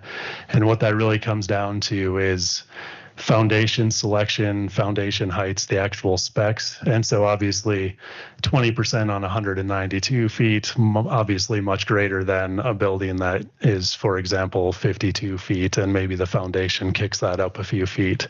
So we're just trying to minimize the burden of having to come back and, spend your guys' quality time and our time and just go to administrative approval. And that's why Haley suggested putting in the maximum height limit of that can be open for discussion, 200 feet or 205 feet. But yeah, I see your point. Yeah, and I mean, I agree. I mean, to the extent that, like, it's right. If there's no substantive difference, then let's not waste our time. But we also have just, we have an obligation to the residents of the county to make sure that we're not just rubber stamping stuff and kind of throwing out willy-nilly, I don't know, these additional footage unnecessarily. So that's why I ask. Yeah, that makes sense. And then I'd love to hear a little bit. There's the August 14th meeting with the deputy. I don't know, at the appropriate time, I'd love to just hear what the outcome of that meeting was. And You like to come up? And I will move if you want to sit here. You're. Oh, you were not at that meeting. Oh, okay. Haley, you were at that meeting? Oh, okay. Would you mind using the microphone? And state your name, please. Yes, it's Mark Bednarik, Deputy Fire Chief for Sublette Fire. So, in my discussion with Chief Cooper, and I've reviewed the material that we've passed back and forth, the emails and the what we called it, your response to our letter. So from a fire code perspective, that's handled by the State Fire Marshal's office. And so what we were looking at as far as the height goes of, just our ability to access should there be an emergency. But one of the pieces with this is that it's not the portions that are going to be at that elevated height, they're not occupied. So there's not going to be people in that. So from the fire department, our perspective is we're just looking at access. Should an emergency happen, do we have the ability to make rescues and those sort of things? If the building's on fire, while we still want to be able to access, we wouldn't necessarily have to put people up in that area, and so the height doesn't have an impact on our operations as much. We do have a ladder truck here in town that I believe is 100 feet, which again is below the reach of that. But if it's not people that we're trying to rescue, then it's not as big of a factor as far as that goes. And then Chief Cooper made some additional recommendations from just a fire department perspective, not from what you're approving or from a code enforcement perspective, but just on ensuring that we have adequate water supply for fire suppression, that we have adequate access and roads in and around the building, that during their operations, they work with our local emergency planning committee, work with the fire department, emergency management, and that just to ensure that we can participate in drills and emergency exercises to make sure that everybody's kind of on the same page, and they have agreed and committed to doing that and have been very accommodating to all of Chief Cooper's requests. Great. Thank you so much. Does anybody have any questions? For somebody that was at that meeting, would you want to add to that? I feel like that reflects the meeting well. Okay. And I think the overall goal of the meeting was continued coordination with emergency services. So will you, given how far you are away from first responders being there, is there is a plan or something that you either have or will put in place around how you'll manage the first 45 minutes to 60 minutes before? Yeah, exactly. Talking with Mr. Cooper, Chief Cooper, he reiterated several times that it is at least 45 minutes. He actually had a great suggestion that we will do our best to accommodate this, but he had the idea that we should incentivize employees to become members of the fire department and hopefully get enough where you can have volunteer firefighters on opposing shifts. So you can have one responding. You could have one that would be on duty at the time, reporting the actual facts and conditions to help be efficient when the guys do show up. He also suggested looking into having a helipad in the area.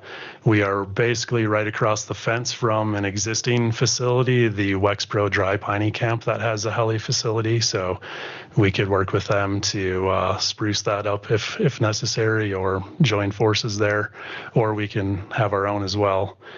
But outside of that, we also, as we become closer to operational, will also be much more involved and coordinate with Sublette County Unified Fire and other Sublette County Emergency Management, and we will have multiple emergency response plans, etc. We have plans for everything, and that will be required through many of the ongoing, basically, risk management programs that our facility will be susceptible, what's the right word I'm thinking of here? Subject to. My VP of Midstream did want me to just remind and throw out here that this will be a facility that is subject to OSHA, PSM 1910, 119, DOT 192, 195, and the EPA risk management program, just meaning that there is a lot of oversight at the state and federal level as well. So. Yeah. This, for example, I brought this prop along. This is my industrial siting division binder just to help me file the quarterly reports. So this is it, but it's enough. So yeah, there's a lot of eyes on this project, as you'd imagine, and lots of oversight, as there should be. So anyway, we do commit to working with Sublette County Unified Fire and everyone else that we have committed to working with to this point. So great. Well, thank you for coming tonight. Appreciate you. Yes, thank you so much. I have one more question and I'll shut up. I'm just curious, is there any other, in the staff report, it talks about there's kind of a condition around road and bridge coordination. Is there any additional updates on that front, or other than what we saw in the application and report? Speak to that. We met with Billy today at the office and talked about this project and really had no issues with it because both roads are built for the natural gas industry out there. The traffic counts are not going to be anything detrimental. Both should handle it. They're built for it. So Billy had no issues with this project. And there's understanding about who's responsible for maintenance and like, is that all agreed to or? Keep forgetting I have the mic. You just like lift. Thank you. I will say too, I talked to Billy as well, and based off of past traffic, the roads actually used to have higher traffic volumes than what the traffic volumes are now. And the county really does maintain those. They're designed for higher traffic volumes. They have larger radiuses, like they're designed for that type of traffic.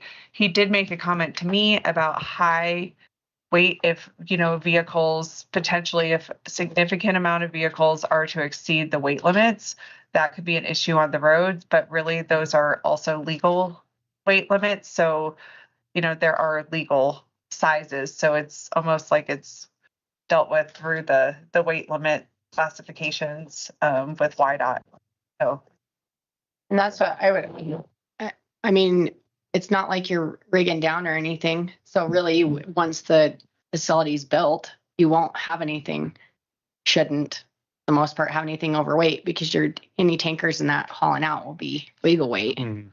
So I wouldn't assume that you would have any issues with anything overweight.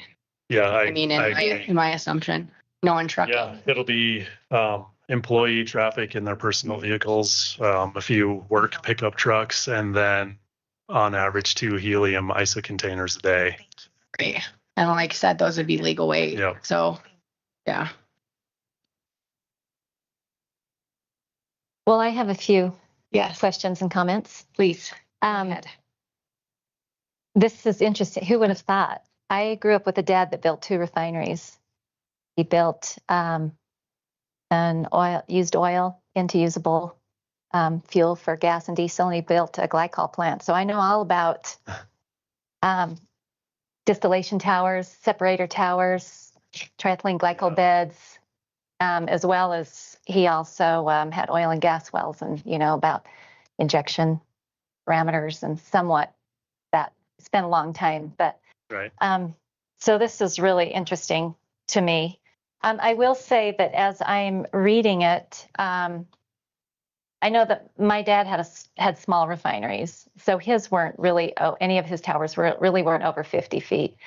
But I did travel with him, to places like Woods Cross, Utah, with their refineries, Corpus Christi, Odessa, where my brothers were, and see their big refineries and plants.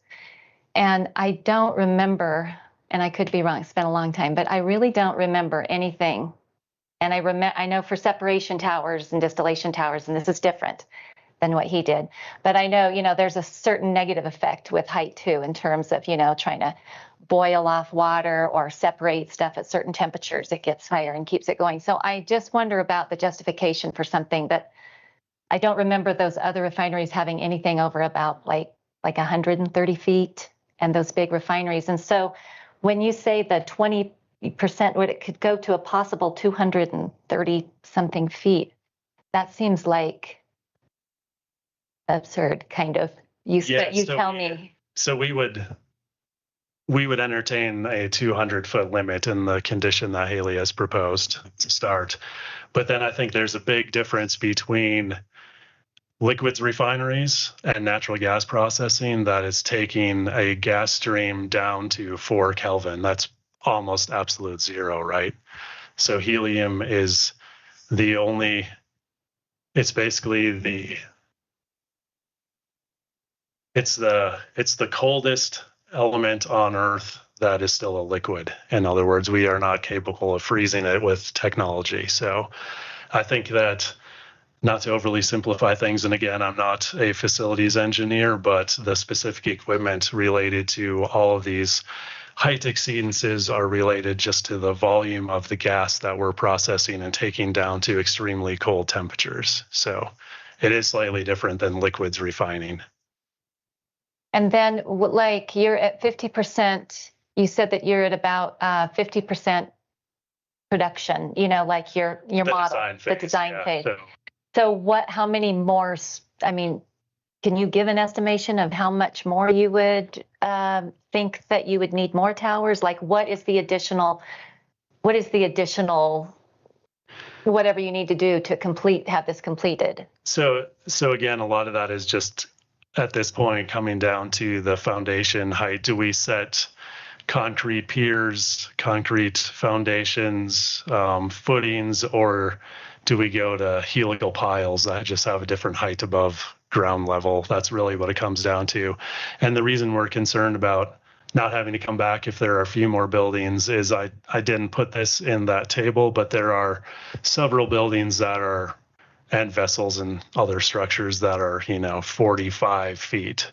So if a foundation is a few feet higher, that would obviously take the roof peak up above 50 feet. So in that regard, that's kind of where we're at. On the large towers, we're not going to see anything materially outside of what's already in here. It's just a matter of if they're, let's pick one that's 122 feet. It's a matter of, is that going to be 126 feet because of the foundation, or is it going to be 122 feet based on the current design? And some of the design phases we progress, we're locked in on the process technology. We've already gone out and got the full cost estimation. We have a very good idea that that's what this is going to be.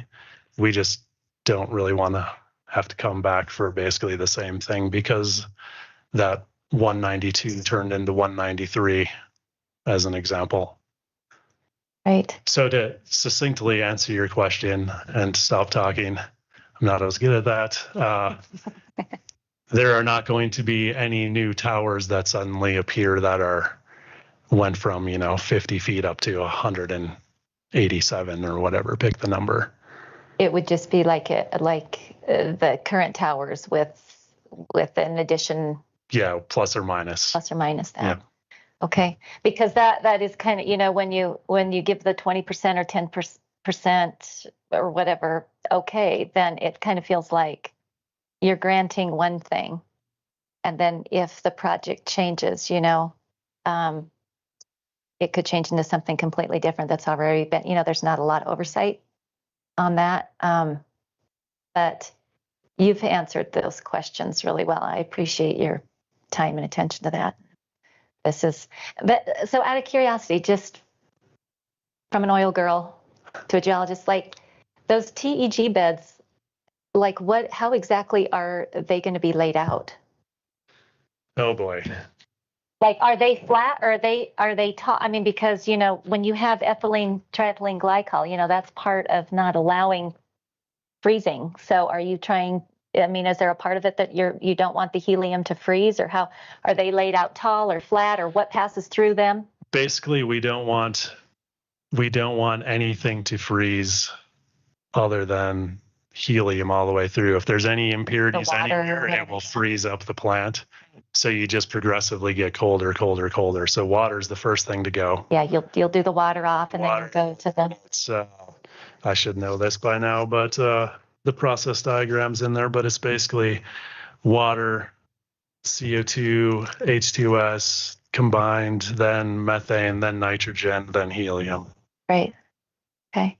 So yeah, you getting rid of the water and then the CO2 and just the volumes that we're talking about. This is inlet capacity, nameplate capacity is 400 million cubic feet a day. So it's a pretty decent sized gas processing plant. Nice. That'll, on the back end, when you're selling the good stuff, the helium, that'll represent about 10 to 12% of the world's supply of helium. Yeah, I've read that in here. That's.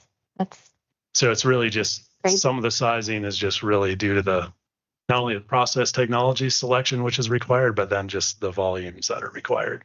And your hydrogen sulfide, when that separates out, that's going to be pipelined to re-injection wells? The disposal wells, yeah.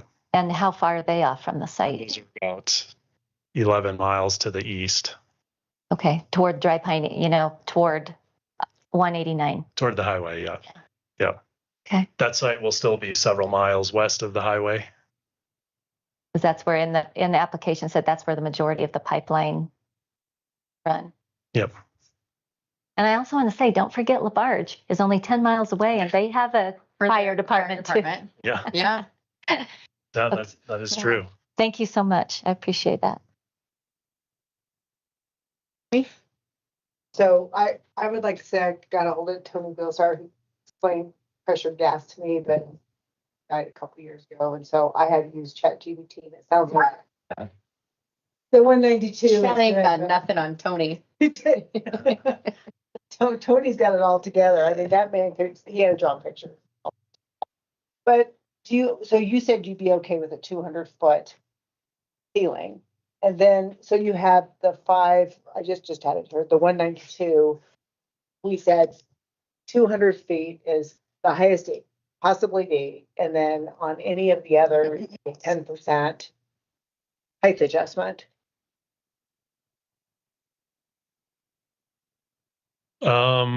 Yeah, a 200-foot limit, and then 20%. 20%. I think 20% was suggested. So 10% on. Yeah, I'm just looking at total, what that looks like on your chart of all the. Yeah, so on the taller pieces of equipment, the flares at the 137, the perlite cold boxes for nitrogen rejection, basically anything over 100 feet. I think 10% would be fine. I'm just more concerned about some of the buildings that are, right at the threshold of the 50 feet. So 54 feet. Will those go up by, I don't know. I mean, I think the biggest. Yeah. I think the biggest thing is putting the cap on it. 200. Well, and then 20% I think is reasonable. Yeah. On everything else. Even the 121, 137. I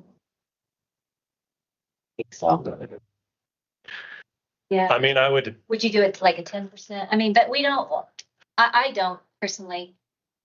I want this to happen. Yeah. So I think it's really fascinating to me, but I also want to do it in a way that, and I'm familiar. I mean, I work at the,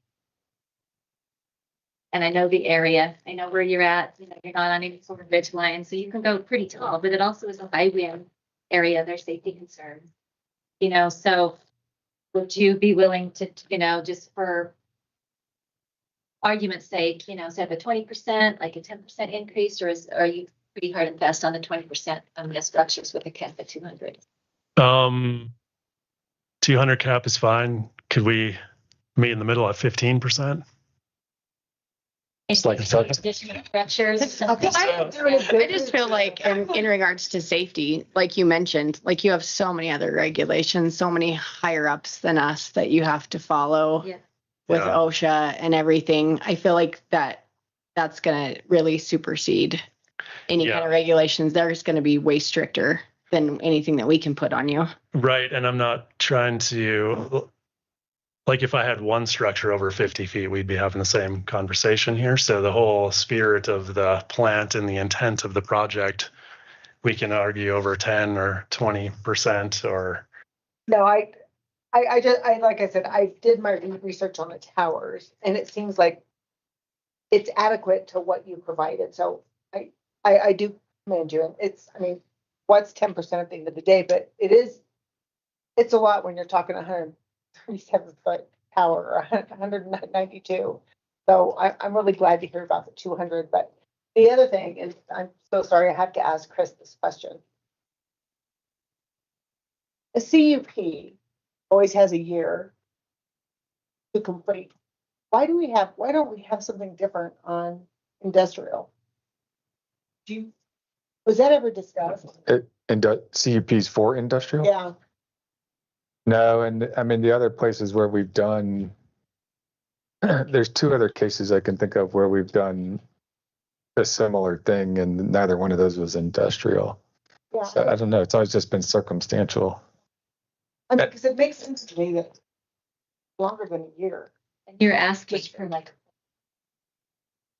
Yeah, because that will basically get us through our construction and then. Sure. Right. Commissioning and startup phases. To me, I think Greg should give that, considering it's such a, never gonna get anything done in a year. The way the regs are written, it's, once you break down, then, or once you break down, you have time to do it. So I'm fine with that. I don't have any other questions. I can't talk legitimately about this. I know more information than I ever wanted to know about the plant. But it was good information.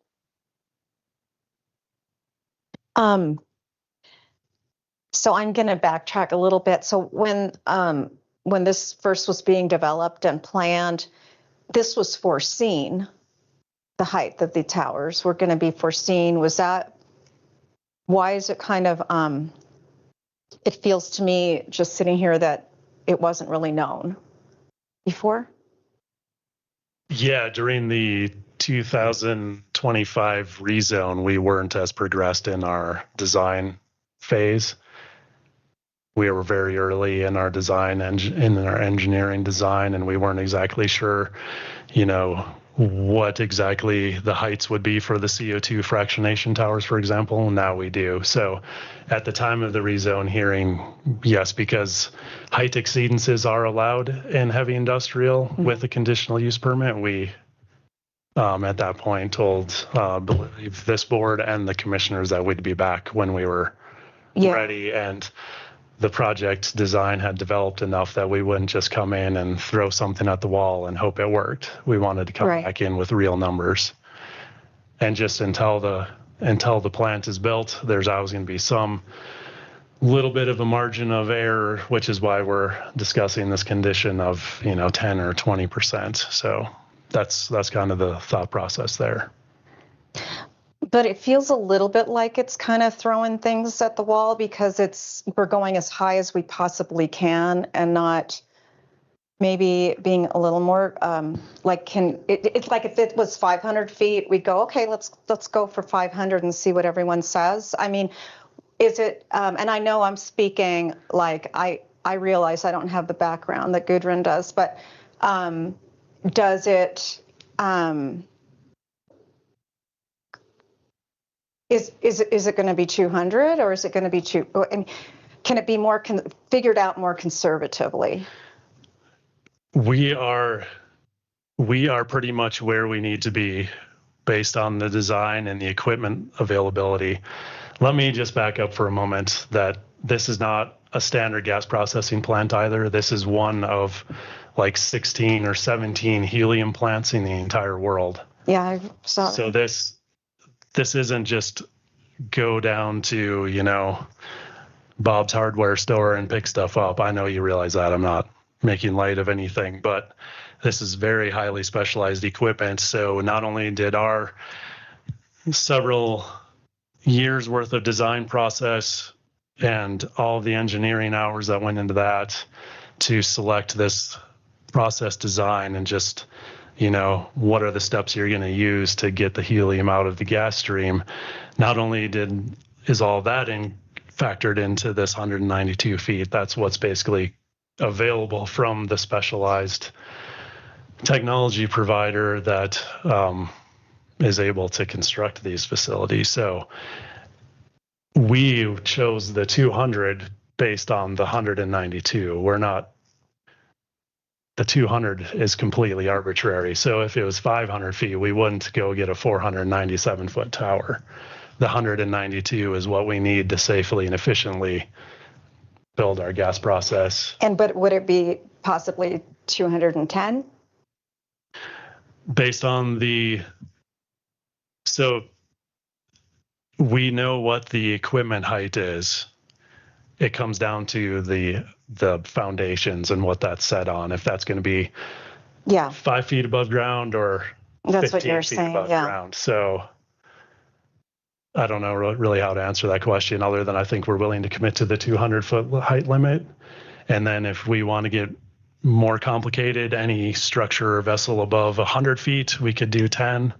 I'm really just concerned about having to come back to you guys if some of these mid 50s end up going, a little bit to 60. I don't want to have to come back. You know what I mean? So when is the, but but you're also saying that you couldn't do it. It wouldn't work if you didn't have that height. So in a way, it's kind of a, it has to be, or this is all going to waste, which would be impossible.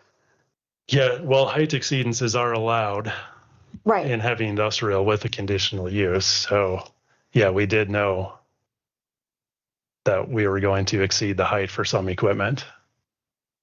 Right. So this, in other words, for the project, it has to go through.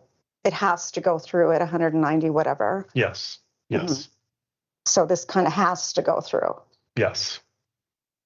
because there's no other way. There's no other conservative way to look at this because this is a monster thing. And what I'm wondering is, as we go on, is it continuing to? What else are we seeing in the future? Or when is it going to? Is it going to be an end date when it's done and no more adding to it? Yes, absolutely. We are getting to that point. We're about halfway, slightly more through the design phase right now, and I would expect within the next 6 months we would be complete.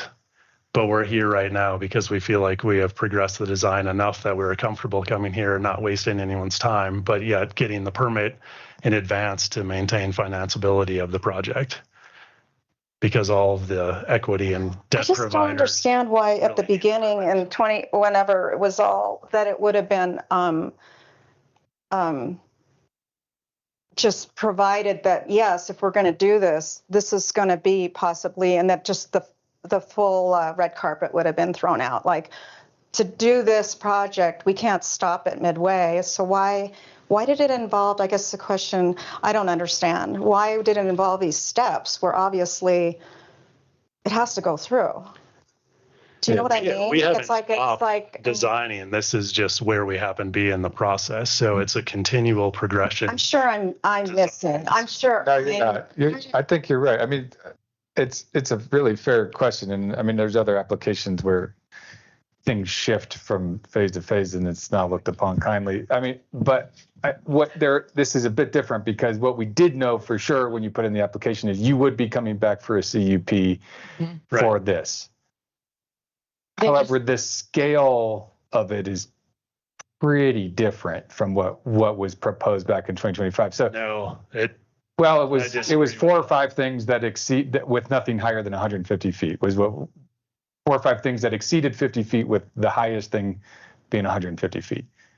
We have 28 things that exceed 50 feet with the several that are 192, but you're asking for 20% variance, so up to 230 feet. With the 200-foot limit. Okay, if that's where we end up, yeah.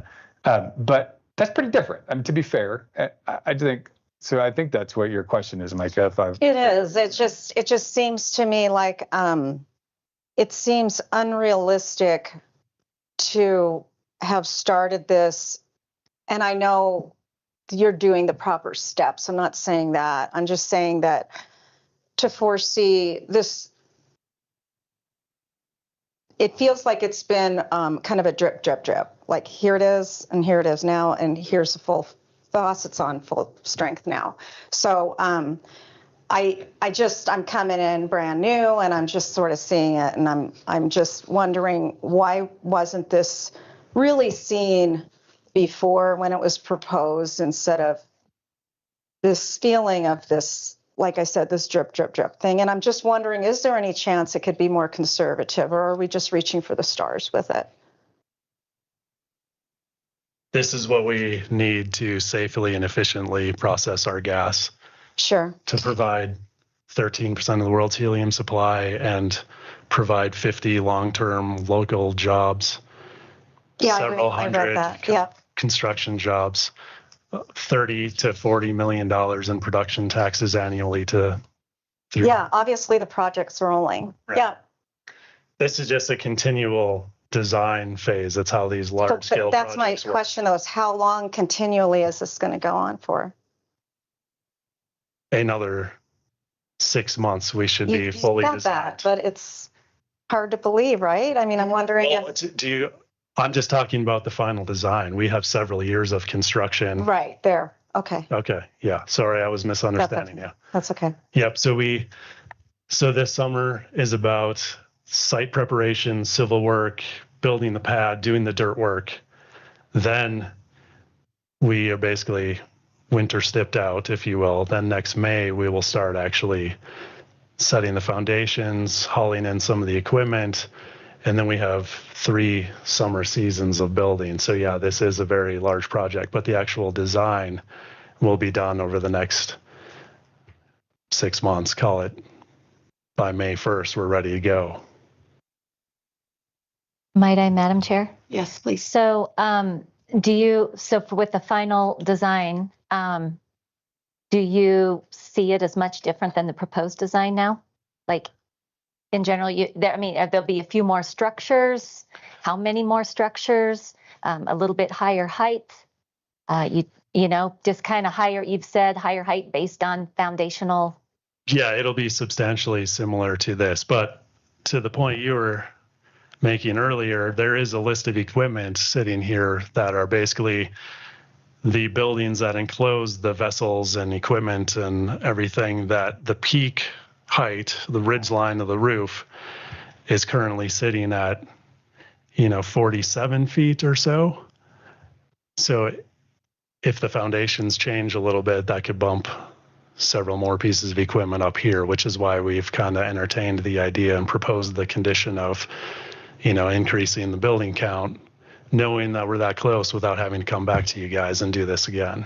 But not like 4 more But towers at 192 feet or something like that. No, not in the current plans. But in the projected final plans?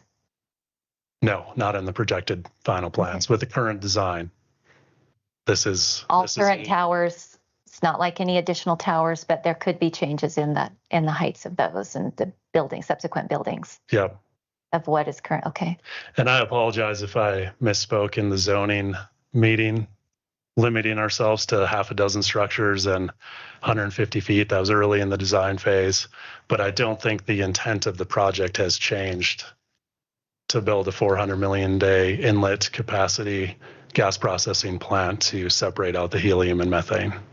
Yeah. So it's some of the That's details. fair. I think I would appreciate if you were just sympathetic to our position, because you seem to imply that because you're bringing jobs and because there's a lot of revenue for the county that we should just rubber stamp it. That's not our job. We wouldn't be doing our job if we just, you're bringing money? Okay, whatever you say. Yeah, no, it is our job to do our due diligence and to make sure that we're representing the county residents. So please don't be annoyed that we're vetting the application, because that's our job. I will say though, is that maybe this is just me. I don't feel like we were misled. Like maybe this is just, I don't know anything about the helium industry, but I do know a lot about the oil field industry and industry in general. And truthfully, I guess this is a lot of what I was anticipating with how you described it to us.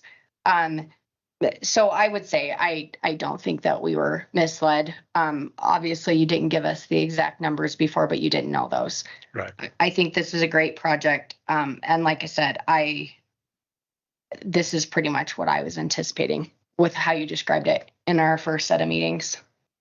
I want to say, I was also not saying that you misled us. I was just saying that there is this change that is grounds for a reasonable question that is fair. Raising. Yeah, and I can speak to the engineering end. Obviously, I've never engineered a project like this, but like you'll pick a culvert out, and you're like, I think this culvert will work. You'll work through the design, and then you end up needing 2 of them. Yeah. It's just that kind of stuff happens. It is just like You that. pick a starting point, you work towards it, and you're like, this isn't going to work. I got to upsize. It's just how engineering works. Well, and especially and something this specialty. It's Yep. not like anybody around here has ever dealt with a helium plant before. Nope. So, all right. We done public comment? No, that's what I was going to do next. All right. We'll start off with the room and then we'll move to anybody online. Is there anybody in the room that has public comment? No. Okay. Is there anybody online that has any public comment or questions? S3? Yeah, this is Sam Bixler, 39 Sioux Trail, Boulder, Wyoming. I just want to speak in favor of this project. I'm speaking solely as a resident on this one. And when it comes to, a 20% forgiveness on height, well, 10% is a standard contingency for normal construction projects. 20% contingency is normal for a specialty project. So CUP on this, I think, is relevant.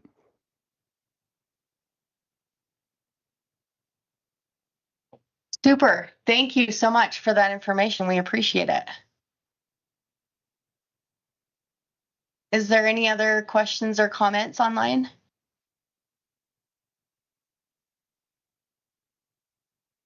All right. With that being said, does the applicant have any final comments or questions? I just want to thank you guys for your time in considering this, and apologies if I didn't answer any questions. Yes, so. I'll just make one more comment that I liked about the application that I want to give kudos for, which is the is it Exhibit D9, I think, in which it looks like you all have done great cooperation with like Game and Fish and other agencies to do a lot of mitigation on your own proactively. So I just want to say, I appreciate that and appreciate the diligence and cooperation and collaboration there. Thank you. Appreciate that. Right. Any other comments? I just have one comment. When it's done, I want to tour. I was thinking the same thing. That can probably be arranged. Or at least somebody to explain it. I'm a science geek, so I love figuring out how things work. Yes. Bring paper. All right. Thank you. Thank you Thank very you, guys. much. Thank If you so nobody much. has anything else, would anybody like to make a motion? Well, I might like to make a comment that I Oh, think yeah. that with our when we make a motion there, I really do think maybe we should. I think we're generally all in agreement that there ought to be a maximum height of 200 feet. And you said the 200 is. And he agreed with that. Okay. And whether it's the 10% or the 20%, I think that could be up for discussion. But I just want to make sure that's included in whatever we But motion. Sorry, I just want to make sure I'm understanding He what you're saying. said 20%. But with a maximum, not to exceed 200, is that what you're saying? Yes. Okay. And that's per 20%, just to be clear, so of that list that we see of towers or structures with all the heights, does that mean all of those could go up to 200 feet, or it's 20%, 57% is 20%? From what they're at. It can't exceed 20%, and it also can't exceed 200 feet. Is that what you're saying? Right. Yes. A maximum of 200 feet. And then these given heights, there could be a 20%, increase, Right, correct? right. In those, which you had mentioned, perhaps a 15%. So yeah, with that clarity in mind, but I do think it would be fair to ask for a maximum height, 200 feet. So just to be clear, the ones that are 137 feet, the max height those could be are 164.4 feet. With you, if you have a 20%. Right, that would be the 20%. And that's where I was asking him about, negotiating perhaps a 10 or a 15%, but maybe that's neither here nor there, but some of those can get pretty tall too. But anyway, I'm not gonna. I personally, I guess to me, I think about the 100, when I think about 192 with the 20%, to me, I think, okay, I personally don't know what the distinction would be between 192 or I think 230 would be the 20% increase.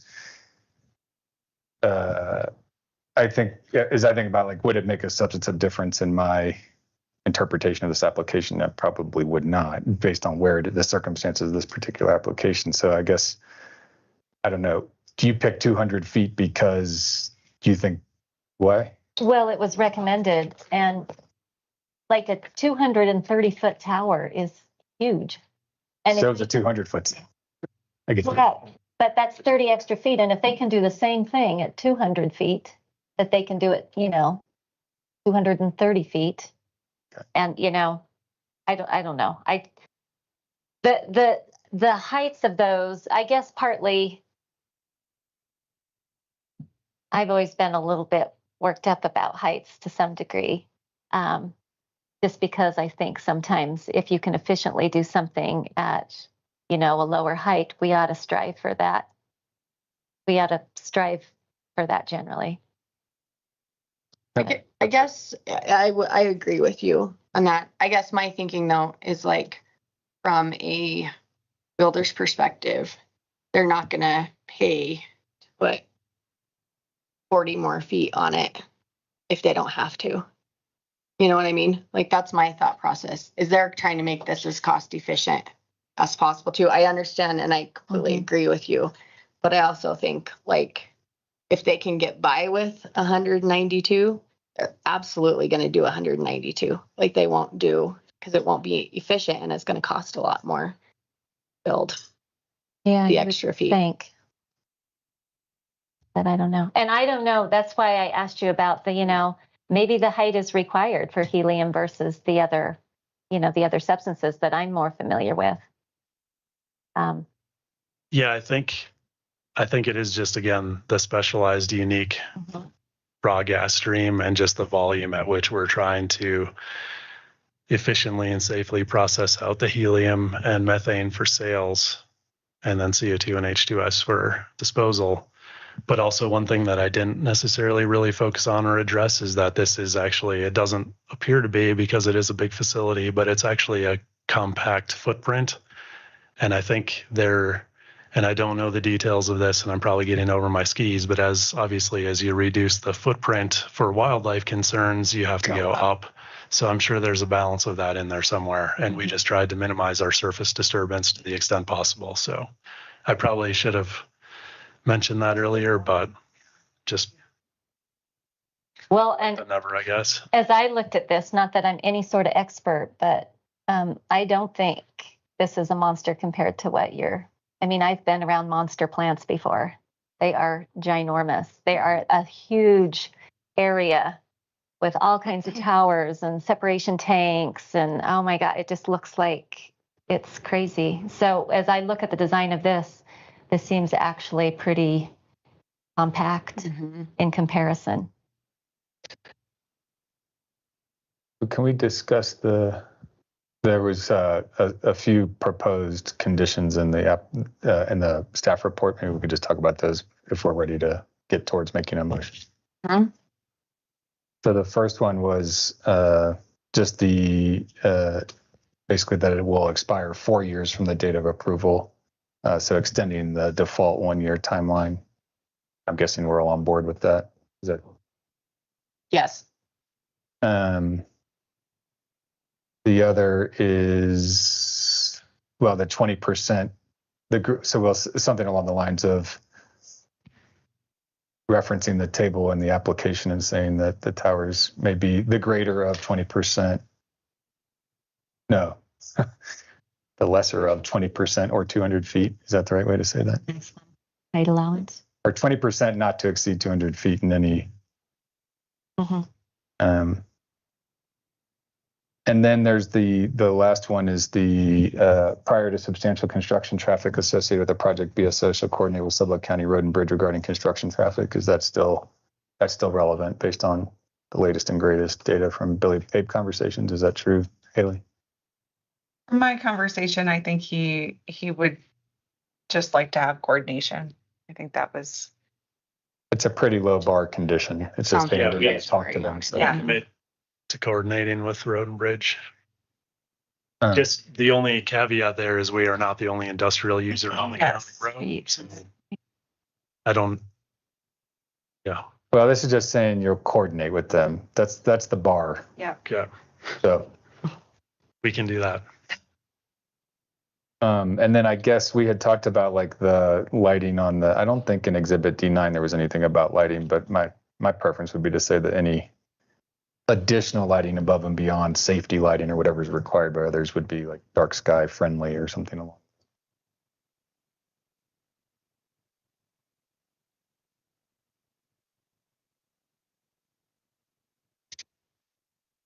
Any other thoughts on conditions? I weigh in briefly. No. Yes, please. I'm still trying to be brief because I know that we're all trying to get out of here. So I wanted to talk about the idea of expiration of a. Oh no, go ahead. Sure. Yep. Warmed it up for me. Thank you. I want to talk briefly about the concept of expiration on the conditional use permits. Yeah. So the regulations specifically provide that conditional use permits shall expire in 1 year if either the permitted use has not commenced or any required construction has not been materially completed. So I don't see that you have the authority to circumvent the regulation with regards to the expiration date. I think that still applies. Okay. Now, I guess here's where I would kind of pivot and pose a question through the board, Madam Chairman, to the applicant, Madam or Miss or Lady or No, whatever. definitely not a lady. No. Chairwoman, chair. Okay. Through the chair to the applicant, I would instead suggest that don't give an extension for 4 years because I don't think you necessarily have the authority to do that. And that gets problematic with other conditional use permits and expirations.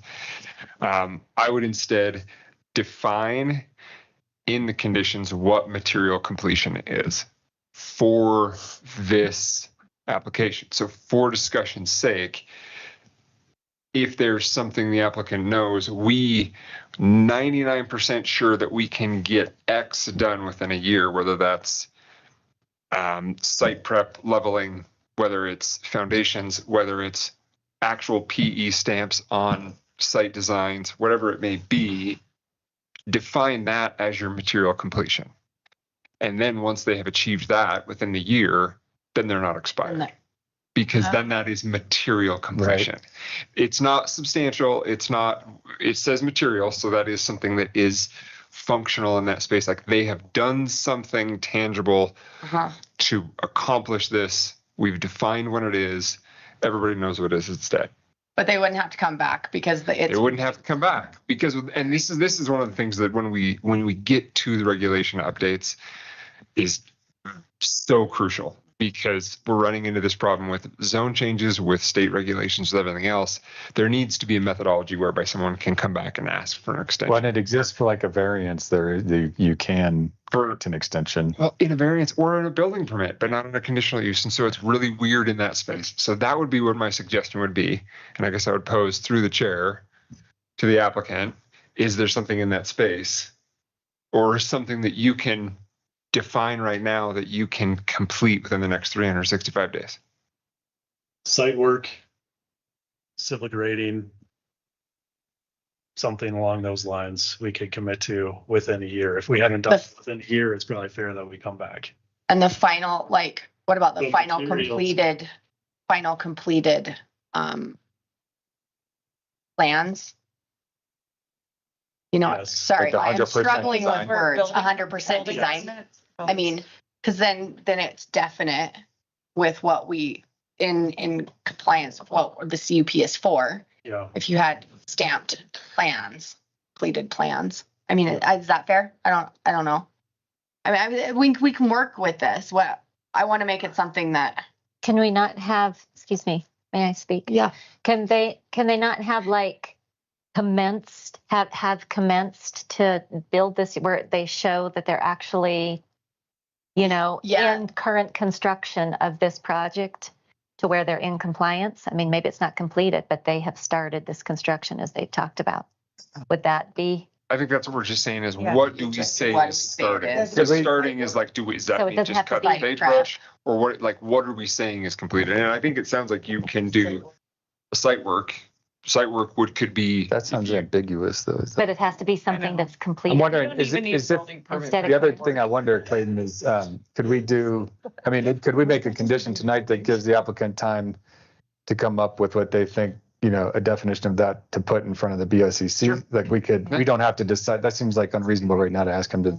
And yeah, you just make your condition a condition upon the condition that they.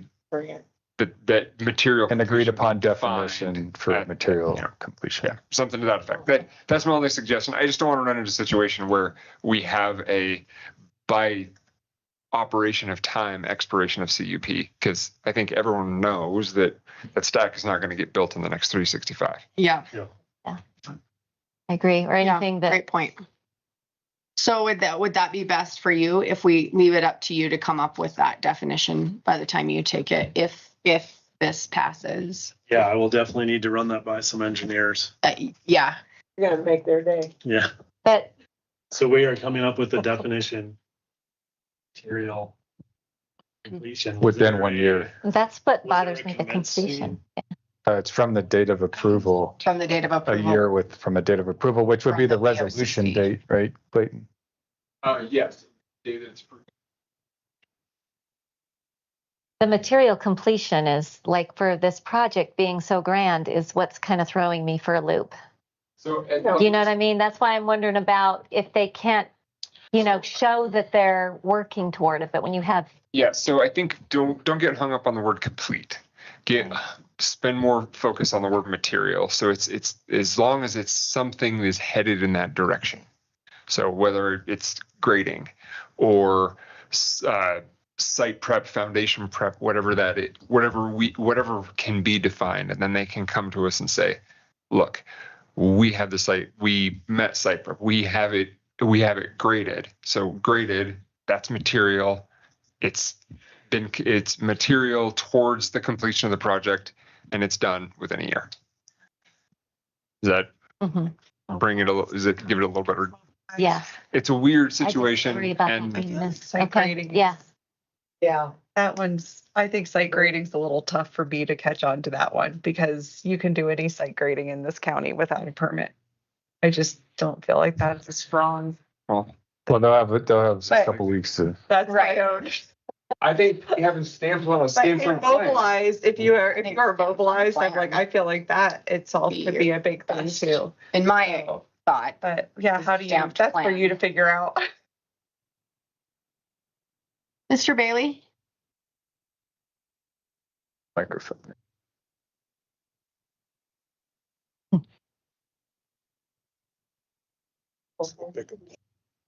Ken Bailey.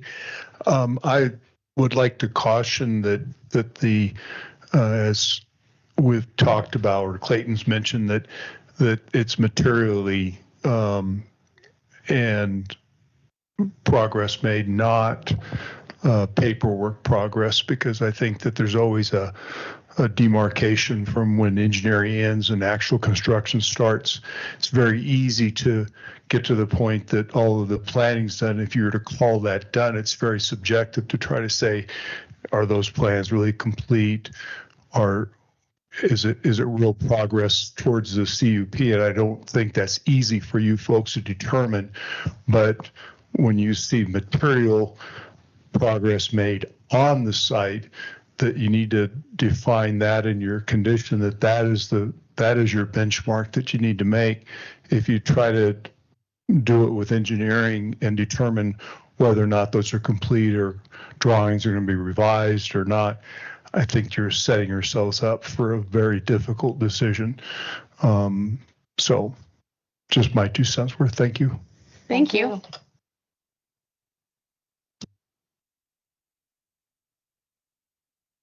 Okay. Any other comments?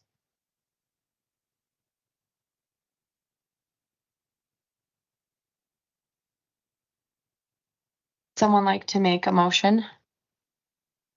I'll give it a go. It's a doozy. Good job.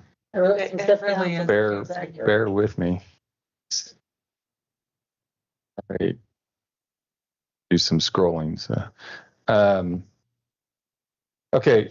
Having considered the 8 necessary criteria, I move to approve a finding that the proposed location of the use is in accordance with the purpose of the Sublette County zoning and development regulations in the heavy industrial district, and that the proposed location of the use and the conditions under which it would be operated or maintained will not be detrimental to the public health, safety, or welfare, or materially injurious to the properties or improvements in the vicinity. And I move to approve the conditional use permit for Blue Spruce Operating LLC to exceed the maximum height of 50 feet in IH zoning as described in the application materials and located at the 296 Graphite Hollow Road, Big Piney, Wyoming 83113. This approval was made pursuant to the Sublette County zoning and development regulations, including Chapter 2, which identifies exceeding maximum height limitation for structures as a conditional use in the heavy industrial district, and the regulations and findings found in Chapter 5 of the Sublette County zoning and development regulations governing conditional uses. Conditions to this CUP include the following. One, that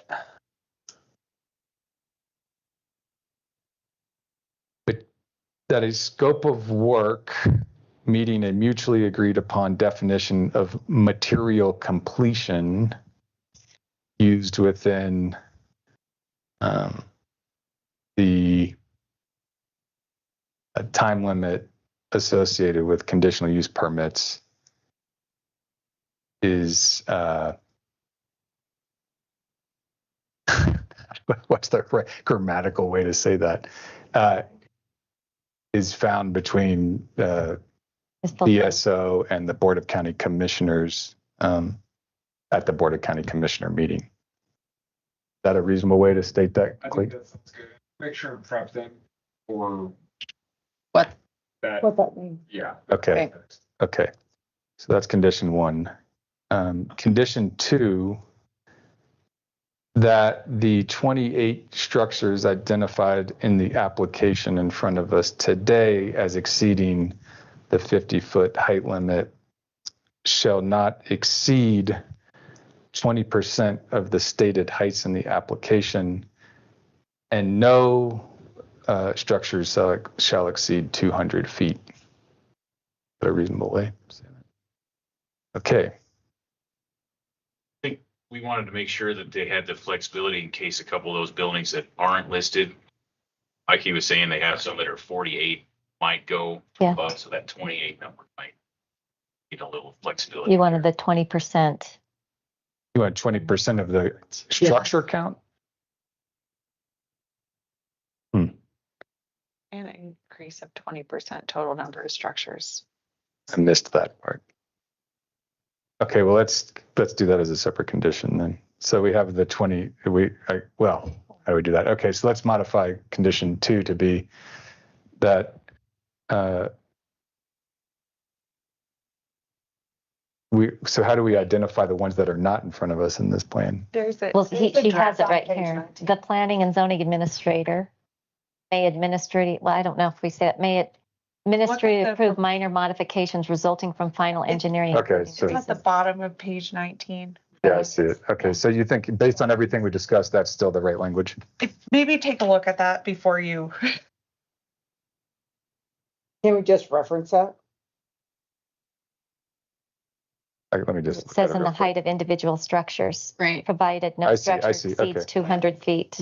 Okay, so this condition 2 will modify to the CUP authorizes the structures and heights identified in the approved application with a maximum structure height of 192 feet. The planning and zoning administrator may administratively approve minor modifications resulting from final engineering, including increases of up to 20% in the height of an individual structure, provided no structure exceeds 200 feet, and an increase of up to 20% in the total number of structures exceeding 50 feet. Any modifications exceeding these thresholds or increasing the maximum approved height of 200 feet shall require additional CUP review and approval. That makes sense. Okay. Condition 3, prior to substantial construction traffic associated with the project, BSO shall coordinate with Sublette County Road and Bridge regarding construction traffic and appropriate traffic management and road maintenance measures for Dry Piney 23-198 and Big Piney Calpit 23-134. And condition 4, that any lighting that is above and beyond safety or required lighting shall be dark sky friendly. Chris, could you do me a favor and read 2 again? Are you messing with me right now? No, I'm not. Yeah. All right. Sure. Yep. Wait, give me 1 second. I'm sorry. All right. So I'm rereading 2. The CUP authorizes the structures and heights identified in the approved application with the maximum structure height of 192 feet. The Planning and Zoning Administrator may administratively approve minor modifications resulting from final engineering, including increases of up to 20% in the height of an individual structure, provided no structure exceeds 200 feet, and an increase of up to 20% in the total number of structures exceeding 50 feet. Any modification exceeding these thresholds or increasing the maximum approved height of 200 feet shall require additional CUP review and approval. Thank you. Okay, so motion made with conditions. I'll second it. Okay, we have a motion and a second to approve this CUP with conditions. All in favor, say aye. Aye. Aye. Aye. Opposed? Motion passes. Thank you very much. Okay, thank you all. Appreciate you guys. Thank you guys for your time, Amazing. service. Yeah, thank you.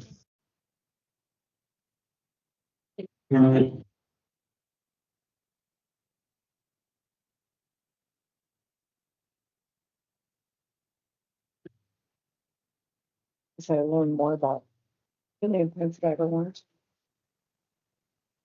It's interesting. I just turn to those service on. Okay, so moving on, we had another point of new business. It was brought up that we need to discuss elections for chair and vice chair. Anybody have any comments? I can start by saying the whole reason I brought it up is I thought we'd have 2 new board chairs, and I always think it's good to reevaluate where we're at and to discuss that. And to be quite honest, I think Chris has more knowledge than I do on P&Z, and I just like to see him as board chair. Nothing against. No, that's fine. But that's why I wanted to. That's why. Mm-hmm. Absolutely. So, especially considering what we're going into with the proposals and soliciting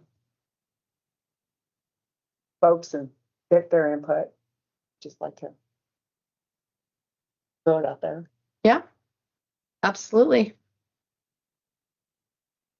And if I may, so I nominate that Holly continue serving as the chairwoman of the board. In my time here, I think she has served very well. She has run everything smoothly and efficiently. She allows permittable discussion in a timely manner from all people, whether it's from the applicants, from the board, ourselves, the board, from the public. And she has great people skills. There's respectful exchanges. Meetings are run civilly. She's knowledgeable of the issues at hand. I do not feel there's anything to warrant a change up. I think we have a really strong board. I appreciate everybody. Just like you say about Chris, I totally wholeheartedly agree. And I think even he could be more effective, even just in this current position, because he's able to comment more. A chair is supposed to just sort of oversee. And I just hope we can continue in, the straightforward progression that we've been doing. We've had a lot of issues. We have a lot more issues at hand. And I just don't think it's any necessity for a change up. That's how I feel. Okay, thank you. Have any comments? I guess I would want to know, would you want to be, or what? You don't want to make a comment? I'd be happy to be the chair. I'm happy either way. I'm just starting back, so I feel like I don't have a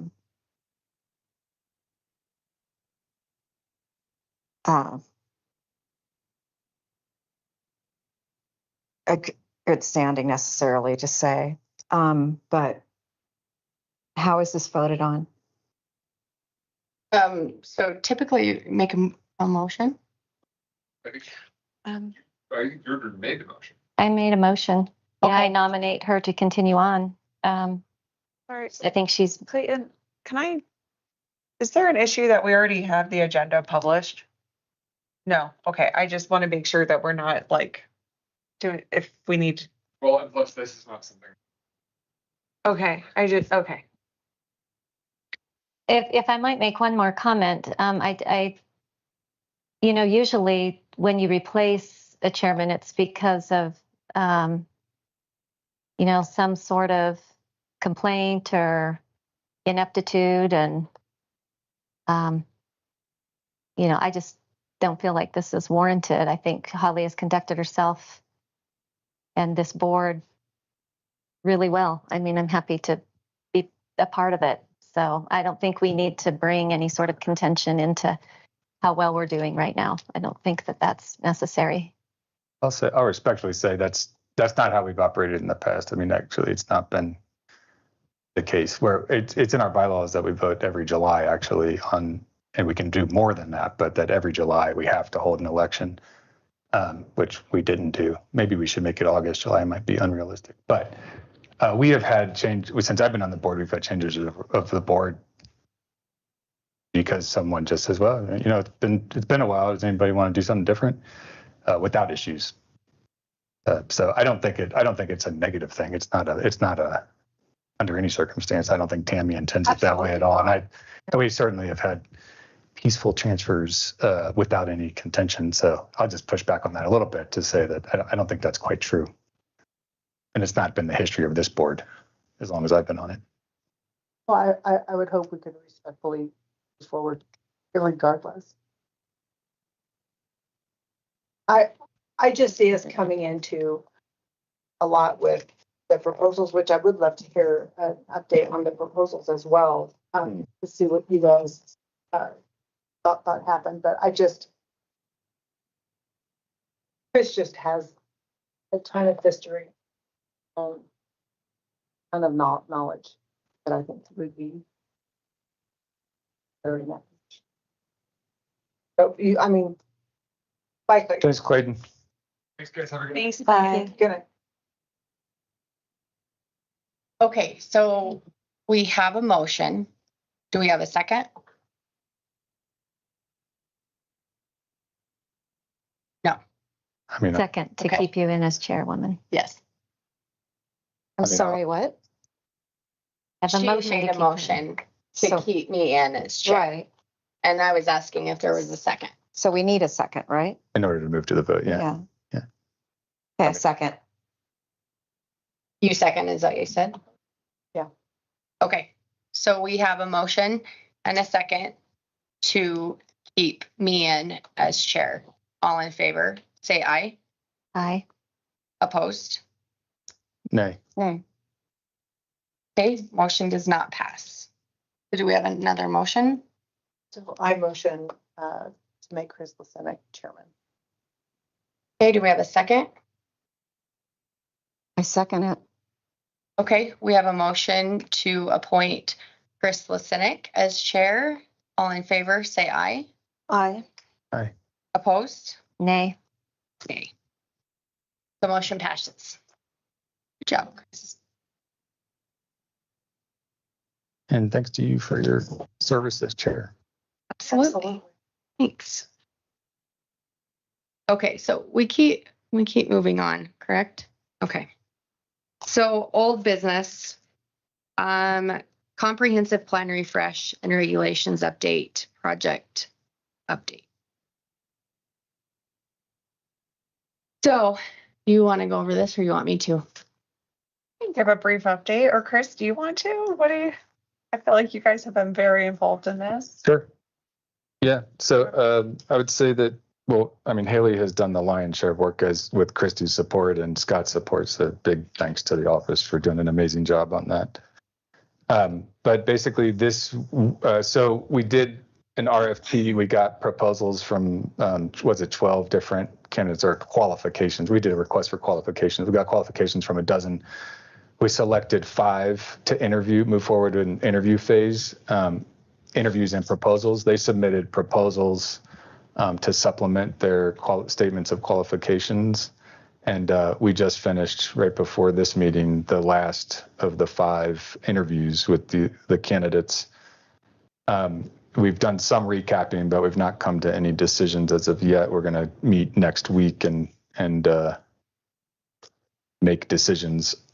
But I would say that all very strong candidates, not a stinker in the bunch. They're all great. It's going to be a hard decision.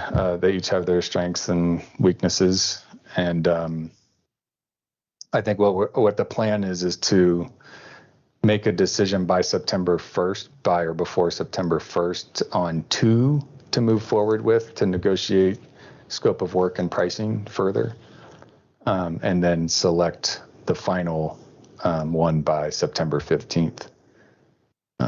That's the general overview. If there's any specific questions, I'm sure anybody would be happy to answer.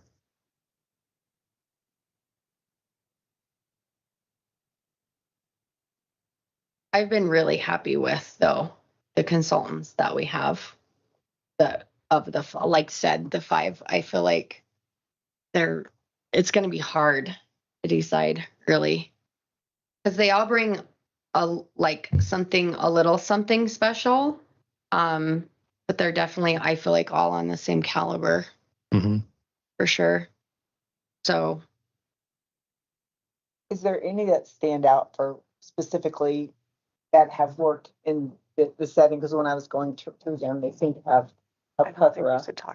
Yeah, we should probably, since this is public record and it'll be a recording posted, we should probably So I think we probably shouldn't talk about the specifics. Yeah.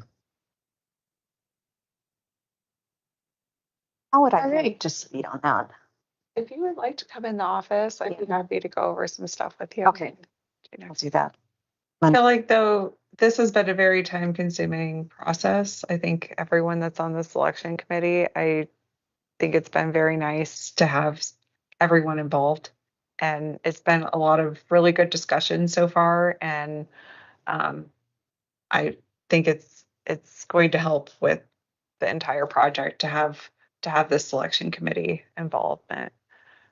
I would agree, and I'll say I've liked too that it's a mix of planning and zoning and county commissioners. I feel like we're better on the same page For sure. this go around, and it's just a lot more clarity in our expectations moving forward.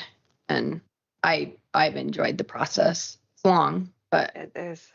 Yeah, but I think it is exactly like when we've asked them, like, what makes projects successful, or they give input on that. They say it starts early, right? And I think actually, like, it starts with the process that you laid out, Haley, and having the selection committee, having it be open, transparent, is wildly different than what happened before. And I think, will contribute to its success. So great leadership on that. yes, thank you. Well, thank you guys too. Seriously, thank you. And I'm really shocked that I did not get a text saying, "Can you bring tequila and coffee?" Don't think it wasn't tempting. We didn't have time to. I'm just telling you. Seriously, we did. It was literally, like I said, I was like, with my food for health's sake. I was like, pound it, guys. Pound it. Lesson, but and I really appreciate it. I mean, that takes a lot. It takes a. Thank you. Actually, the truth is we were all at the corral the whole time. We just like, Right. I just made up everything. yeah, just made it all up. We faked some recordings. We paid some guy to talk into the microphone for a little while. I should be German now. That was a big mistake. All right, so moving on, our next meeting will be September 17th. It looks like we have 2 applications, the Dirt Road subdivision variance request and floodplain management regulation discussion. So the first application, I just wanted to give you a heads up about, I thought if applications are turned in, I'll give you a heads up about what's coming up at the next meeting. So the Dirt Road subdivision, this subdivision has been approved. It's gone through the final plat stage. A bond was submitted to the county for all the remaining work that needs to be completed from final completion, and they have a year to do all those improvements. And one of the required improvements is the fire suppression tanks. And the applicant is requesting a variance from those fire suppression tanks. And really, this application also came from like other discussions, but they did submit the application. We are processing it right now, and that will be coming to you at the September meeting. And then the floodplain management, that I really just wanted to get on here because we went through FEMA has been going through some floodplain map updates, and they've updated some of their mapping for Sublette County that was originally done in the 70s. And this mapping, this was a pretty big project over the winter.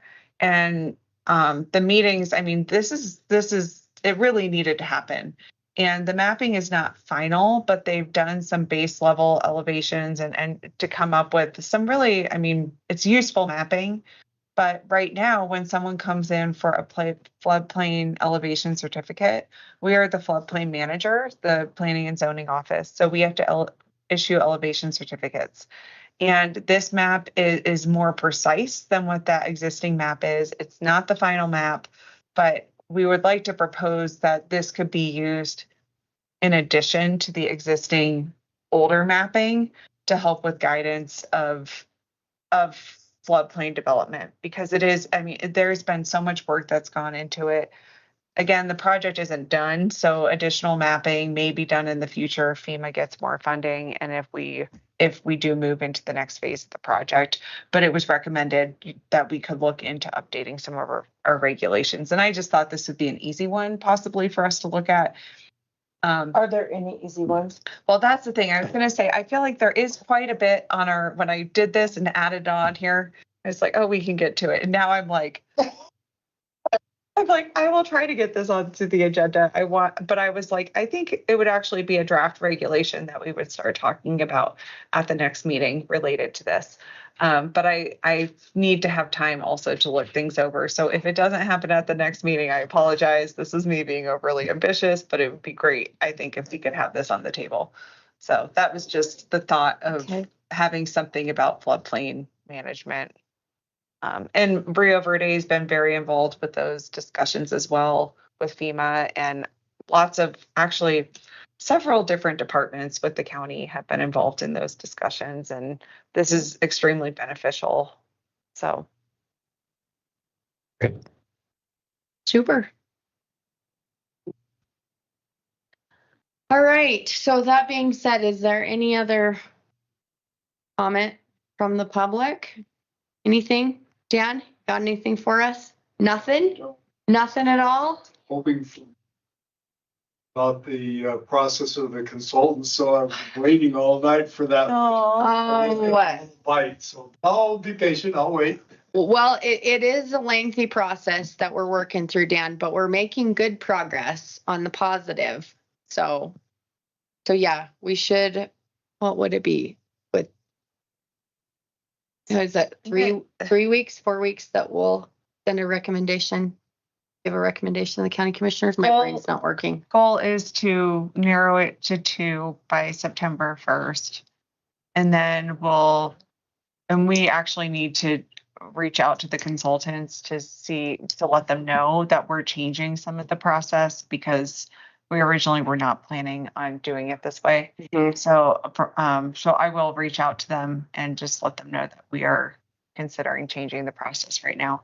And then after that, we'll have some follow-up discussions with those 2 consulting firms and then narrow it down to 1. Can I get a sketch of what the process is like? I know you're going to try to decide. I know you've got Mac and Holly and Lynn and Chris, I think, on the committee.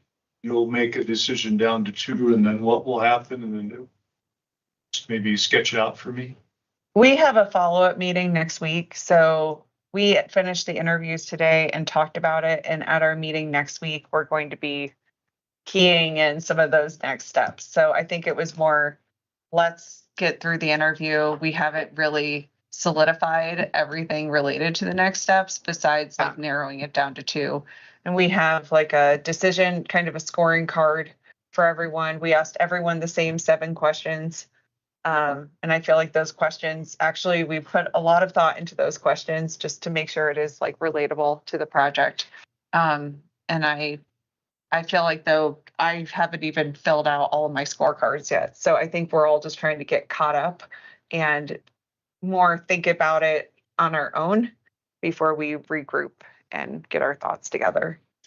So After you've selected those two, then do those go, does the PZ select down to one, or do they go to the VOCC, or you don't know yet? I think that's what we're going to discuss Need to more figure next out. week of how are we going to, what are the next steps to narrow it down to one. Okay. So, yeah, and unfortunately, I'm like, it's just not completely solidified of how we're going to do that. Well, Try and- too hard if you're not ready yet. And- And we didn't have all of our members today either, so we need to meet with all of us Yes. before we really solidify what our forward plan is going to be.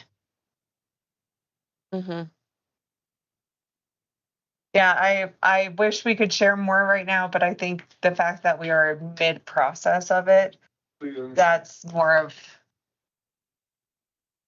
the issue too, is that we haven't really, we're just still in that process. So. Our brains were completely saturated today. Wow. It's a long day. And this on top of it. All right. Well, if there's no other comments or questions, I would just like to thank everyone for coming tonight. Dan, it's great to see you. It's been a little while. It's ready to come last month, but Up. Don't. I know. All right. With that being said, I adjourn this meeting at 9:06 p.m. Right. Thank you, guys. Thank you. You know what? I don't. I just